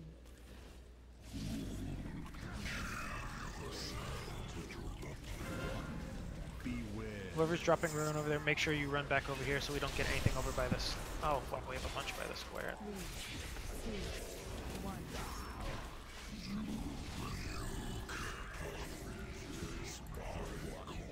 Beware.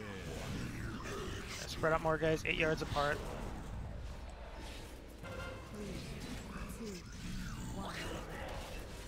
We don't want to keep rotating. Remember, it's just a single position and that's it. Rotating him is what's been causing problems. Make him face the wall and just keep him facing the wall.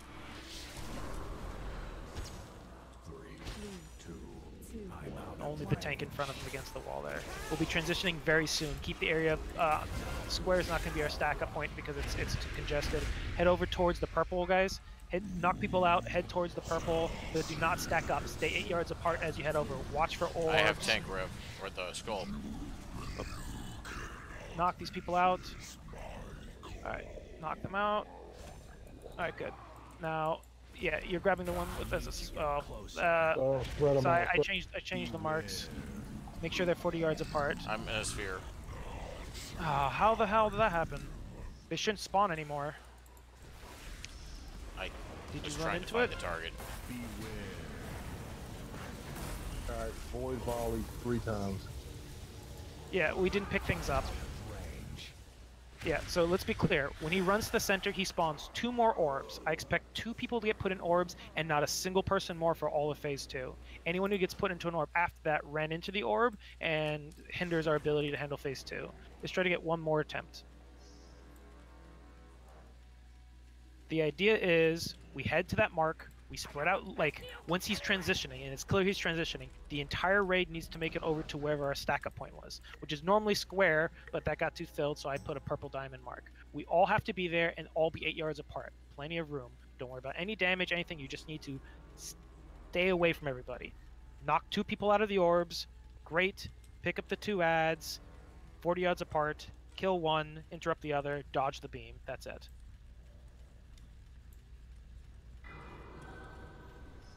Alright, let's, I'm gonna do the countdowns. We have one more go here.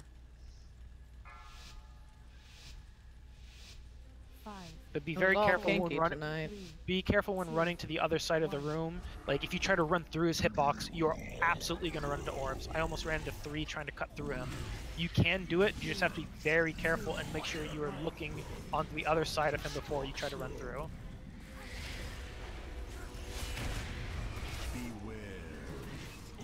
Check your range meters. Get away from me.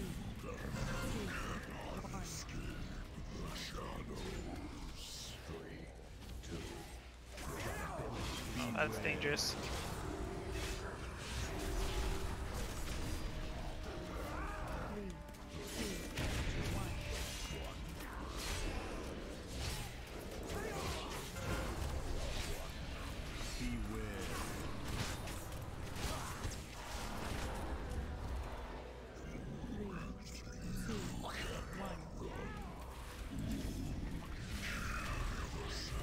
Yeah, we're getting dangerously close to filling up the triangle area. Actually, tanks, you know what? You're going to rotate clockwise this time because there's no room towards the triangle.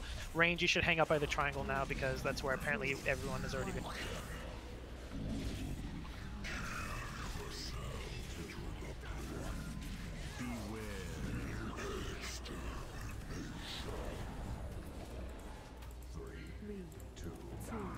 Perfect. Yeah, drag him over to the square.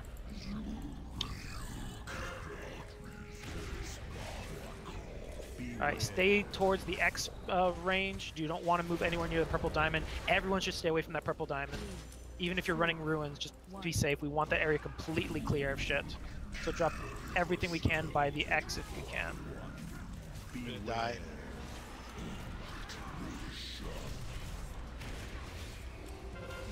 Alright, the transition's coming up soon. Just let's be very careful. Make sure the tanks stay alive.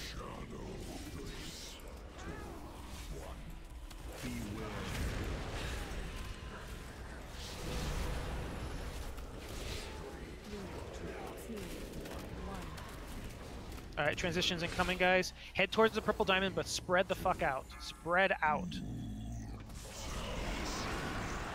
Wait a second. Make sure you're within healing range of the purple diamond. Alright, the orbs should have just spawned. Alright, I'm marking one up. Ooh. Yeah, see, it's the problem. If you guys aren't by the purple diamond, you're gonna get killed by these things. We're all over here. Beware. Sorry, I was... Like... Yeah, if you can't like high five the purple diamond, you're gonna die. Like before these ads spawn, they're gonna spawn the opposite side of the room and one shot everyone on the. You're not over here.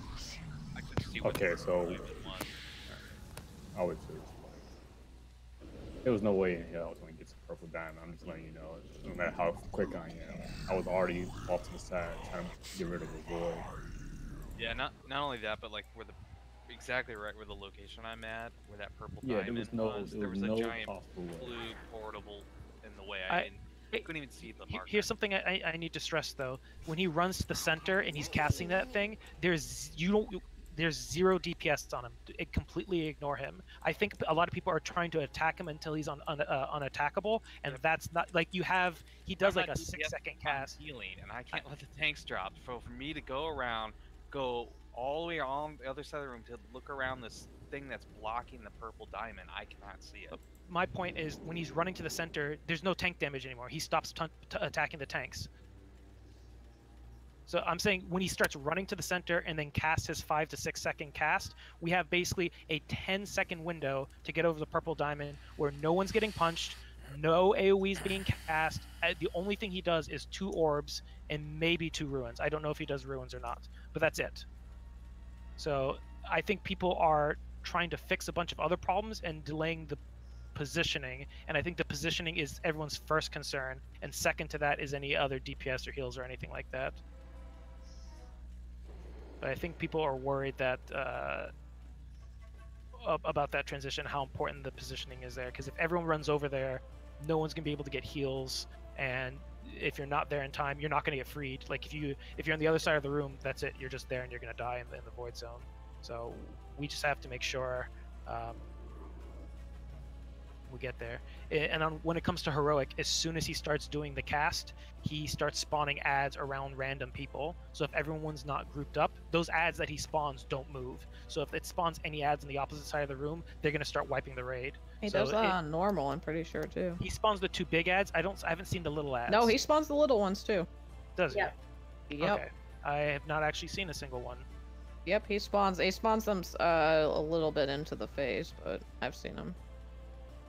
That just stresses the importance of positioning. But I mean, look at how much we clean things up there. Going back to the original strat and just going from point A to point B, several times we got to phase 2 there with I think only a 1 DPS dead, and it looked like tank survivability improved. Fewer people were getting mind controlled. Everything looked like it was much better, so that's good.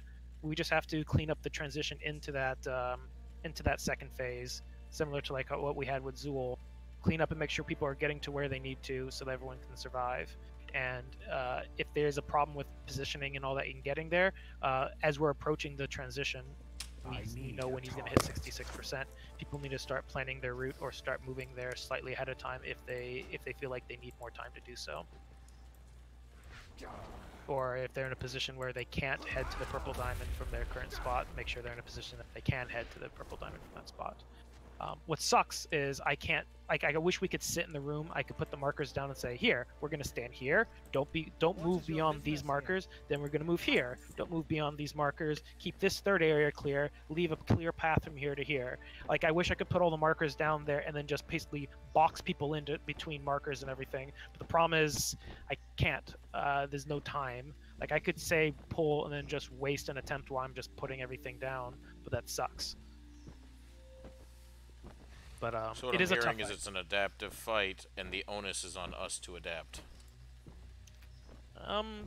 Sort of. I mean, like it's, I think there's an illusion that there's a lot of chaos to the fight, and there certainly is a lot of chaos.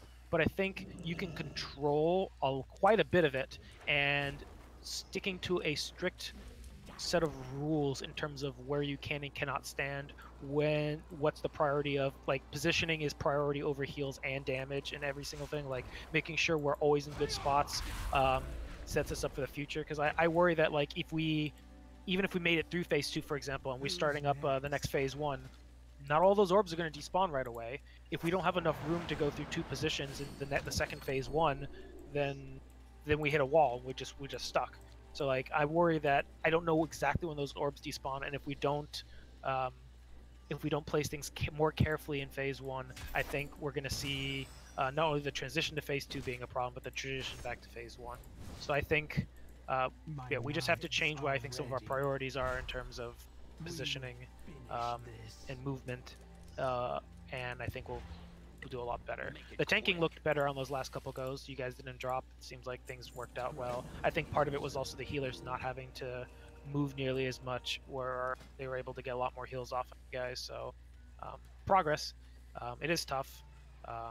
I know at least one guildie who will remain nameless, but somebody was trying to pug Mithrax for 3 straight days and was not able to do it. So it is not an easy fight at all. And it is one that more DPS is going to help quite a bit, because then we'll, if we can skip a couple orbs every single time, that's going to go a long way. Yeah, new content. It's going to take some time. I'm going to review the logs and all that stuff before we come back in here. I'm pretty confident that when we come in here Tuesday, we can probably kill all of our farm bosses. We'll have a few newcomers coming in next week, so we just have to stress, particular officers, let's make sure we're doing it, but let's stress to the people that we know are going to be coming in next week, like Grim Druid, potentially Les Nietzsche, likely Dwarf Smasher, a few other people. Stress that at the very least, know all the fights that we've cleared very well and the fight we're working on. If they're a little slower on Cahoon, that's not the end of the world. We won't be fighting Cahoon likely on Tuesday anyway. So at the very least for Tuesday, make sure they can very easily do the farm bosses we have so that we can clear through Zool. I would like to get in early, on time. The first boss is a fucking joke on normal.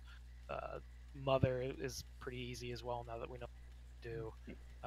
Vectis may be a little iffy for some of the people who have to dodge stuff, but Feta Devour is a piece of cake, and Zekvaz was pretty easy as well. Mother is a really fun fight. I like that one. I agree. So if we can breeze through all those, that'll be another whole round of gear. People will have 2 or 3 items from Mythic Plus next week as well. This is a weird place where from one week to the next, people go up 10-15% damage and heals. People go up huge margins right now. Since it's so early in the tier. So we'll see all the earlier bosses be significantly easier. I expect Zool to be significantly easier. I expect tanks to be significantly hardier and stuff. Caster, were you logging that whole time? Yeah. Also, don't forget RBGs tomorrow. Should have been. Nope, it looks like the downloaders failed. Okay, yeah, because I'm only showing 2 attempts on Mithrax, so... Well, I don't like to make a lot of excuses, but this is my first time officially raiding as a tank, so I'm really trying to learn as quickly as possible, the general flow of mitigation and in general kind of how to do it. So understood, and we're still working through that stuff at the moment, and yeah, I mean you haven't made a mistake more than once, I'd like to think. Anytime we've called you out on something, you fixed it. There's a bit of a goof there with the cone and all that, so at the very, very least, make sure that the tank swap mechanics are very clear on which are cones, which are not, which have minimum ranges, which apply stacks, how many stacks to taunt up for all the fights. Those should be burned into your brain for each of the fights to avoid any complications, because there's a high likelihood we're going to wipe to a bunch of other shit. So removing the unnecessary wipe or wipes from too many stacks, too few stacks, facing the wrong direction, cleaving the wrong thing, yada yada, just saves a lot of time, because those are unfortunately mistakes that end up just completely wiping. If somebody fucks up a mechanic and we lose 1 DPS, we can still continue the attempt and learn stuff. As soon as the tank dies and we can't battle res them, it's pretty much a wash, which is unfortunate. So that Waveless can attest to this. The other thing is also everyone's fucking watching you. Yeah. When Wave runs into the back of the room and dies to ruin, it's like, okay, well, a little bit less DPS, not a big deal. When the tank drops and we're all staring at it, it's a very obvious mistake. So yeah, so just be careful about that. What I highly recommend, this is probably a lot to look through, but unfortunately the logs didn't seem like they recorded everything, but for the fights that I did record between yesterday and today, I would look at you and then look on Warcraft logs for other Demon Hunter tanks of a similar item level going through normal, and just look at what their damage done and damage taken values were, and see if you're within a margin of error of those. If you're within ±10% of damage taken, then cool, you're probably doing fine. If you're noticing they're taking 40-30% less damage than you, that's a good sign that you're probably not using your active mitigation at the correct times to make your save sustainable. Like the obvious ones are always, oh, he's doing a shear, I'm going to use a big defensive cooldown for that. That's a very obvious one that, you know, anytime the boss is casting a specific move on you, 9 times out of 10 you need to use an active mitigation, because it doesn't kill you, but it damn hurts, and the healers can't keep up if they have to full heal it every single time. The less obvious ones are, well, if I have, you know, if I can regenerate an active mitigation every 10 seconds, but I get hit by this move every 30 to 40 seconds, that's 2 or 3 active mitigations I could time for other things. When are the best times to do that? You know, as just an example, kind of a quick example, because I am kind of ranting right now, but as a quick example, like right before the boss potentially does his beam or his shockwave or whatever, is a terrible time to use active mitigation, because you waste 3-4 seconds of it while he's shooting his beam. That sounds dirty, but you get my idea. If you time your active mitigation theoretically right after that, that's the most punches that it aligns with and stuff like that. So those kind of little subtle things of like, oh, how can I get the most bang for my buck and keep the healer's mana up as much as possible and make their job as easy as possible. So those are the little things that take time and practice to learn very well, but they're what separate good tanks from great tanks. All right. I have a lot to think about and look into. Yeah, so I mean, in terms of normal, we're probably fine. But by the time we get to heroic, especially the latter half of heroic, it's tough. You can talk to Cyber, and I don't remember who the other tank was. There's probably Bert, so don't talk to Bert. He's a dick. But you can talk to Cyber about. Cyber, you still there? Talk to me. You can talk to Magic. I was gonna ask Cyber, how was tank and kill Jaden on heroic? Kill Jaden on the spaceship. When he cleaved you and like a single cleave fucking murdered you. Yeah, that was painful. Yeah, it was very unpleasant. And how many times did you die while tanking Argus on heroic? Oh, a ton of times. A ton of times where you died on the third cleave, and then we futzed with some stuff. We fixed it. We slapped you around a little bit, told you to stop being a little bitch, and you stopped dying, right? Yep. Yeah, precisely. So, yeah. I actually remember that. Cyber just sounds like a yes man at this point. I mean, don't rock the boat. He's married to Kim. You know he's a yes man. Yeah. But yeah. So, yeah. And yeah, I guess that's it. Just be as preemptive as you can. The logs aren't just for me; they're for anybody. I mean, I encourage, if any DPS and people are still here, it's definitely worth it just to look up you and compare yourself to similar item level people on the bosses and see where you stand. If you're within the same ballpark as them, great. If people are doing drastically more damage than you, it's a good sign. You should look up what the fuck you're doing differently. Because if you can do more damage, if you can do more heals, if you can take less damage, all are good. All are appreciated. How can I tell how my damage stacks up to other people? Your damage? Or your damage. Your Your damage. taken. I'm looking at the logs right now, and I'm looking at my damage taken, and I'm not sure how to tell whether or not I'm anomalous or not. I believe. Let me double check, because I normally don't look at damage taken, but if it's like damage done, it should put you in a percentile, and then you can click on a button, and it should show you people within that percentile or with whatever. Let me look it up before I start talking out my ass. I've talked out of my ass too much. Does it really say there are no logs for tonight? That can't be. I found them when I went. Oh wait, no. This is Oh yeah, I'm looking at Mythrax. What the hell? Are there really no logs for today? Because that'd be awesome.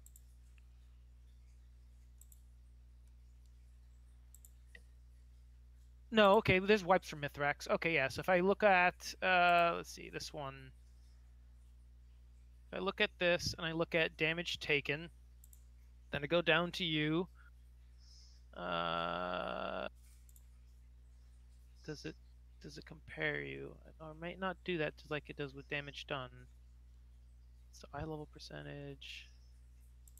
Bed. The easiest way to check. Now, keep in mind that you may have another demon hunter that's 341, 342, whatever your item level is, but his gear might be more optimized, like with your primary, with your best stats. Oh So yeah. that's also something to look at too. Your stats are going to matter, and then just having faith in your healers, and then timing your demon spikes and your other CDs for the big swings instead of so many of the small swings.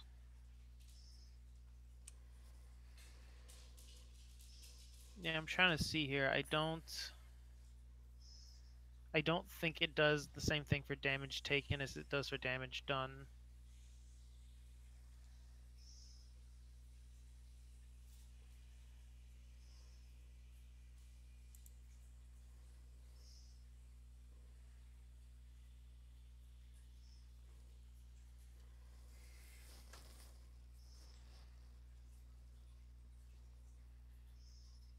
That can't be right. Well, that's also not a kill, so it was probably not good data for those. Well, I'm assuming it's not super good if Rivarian is taking almost double the damage that I am. If wait, what? Rivarian's at 16.87% of the damage taken, and I'm at 9.2.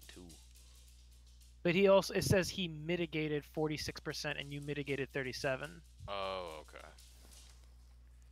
And keep in mind that heals are also factored into, are not factored directly into this. So some tanks are designed to take 20% more damage, but they will heal 20% roughly the damage they would take. So there are those little subtleties to look at.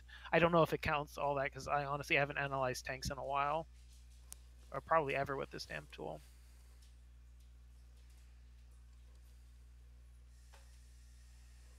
All right, Dasper, I'm gonna go back to gearing for DPS. If you think Tiddlywinks and Les is gonna be able to, because otherwise I'm gonna need some healing gear. We should also have Menma back next week as well, so that's another Discipline Priest. So we're gonna be swimming in heals soon. Yeah, but 2 Discipline Priests and a Holy Priest, you're gonna need some. I know, keep the children away, right? Yeah.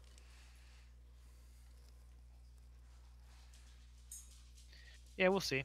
I mean, I can't tell any of them to go Shadow. Shadow is literally very bottom of the meters. Actually, no, the Destruction and Demonology are at the bottom, with Shadow right above it. Yeah, you're right. And at the top are Beastmaster, Outlaw, Rogues and Hunter specs are all at the top. Marksman's middle of the pack. Beastmaster is towards the top. Survival is a little bit higher. Affliction's up there towards the top. Frost is okay. Windwalker is up there. You're at like the middle to middle I'm bottom. smack dab in the middle, yeah. My spec is very broken until I got Azurite gear, and with the Azurite gear, I pull middle of the pack damage. Which, whatever. I'm used to it. I'm very, like, usually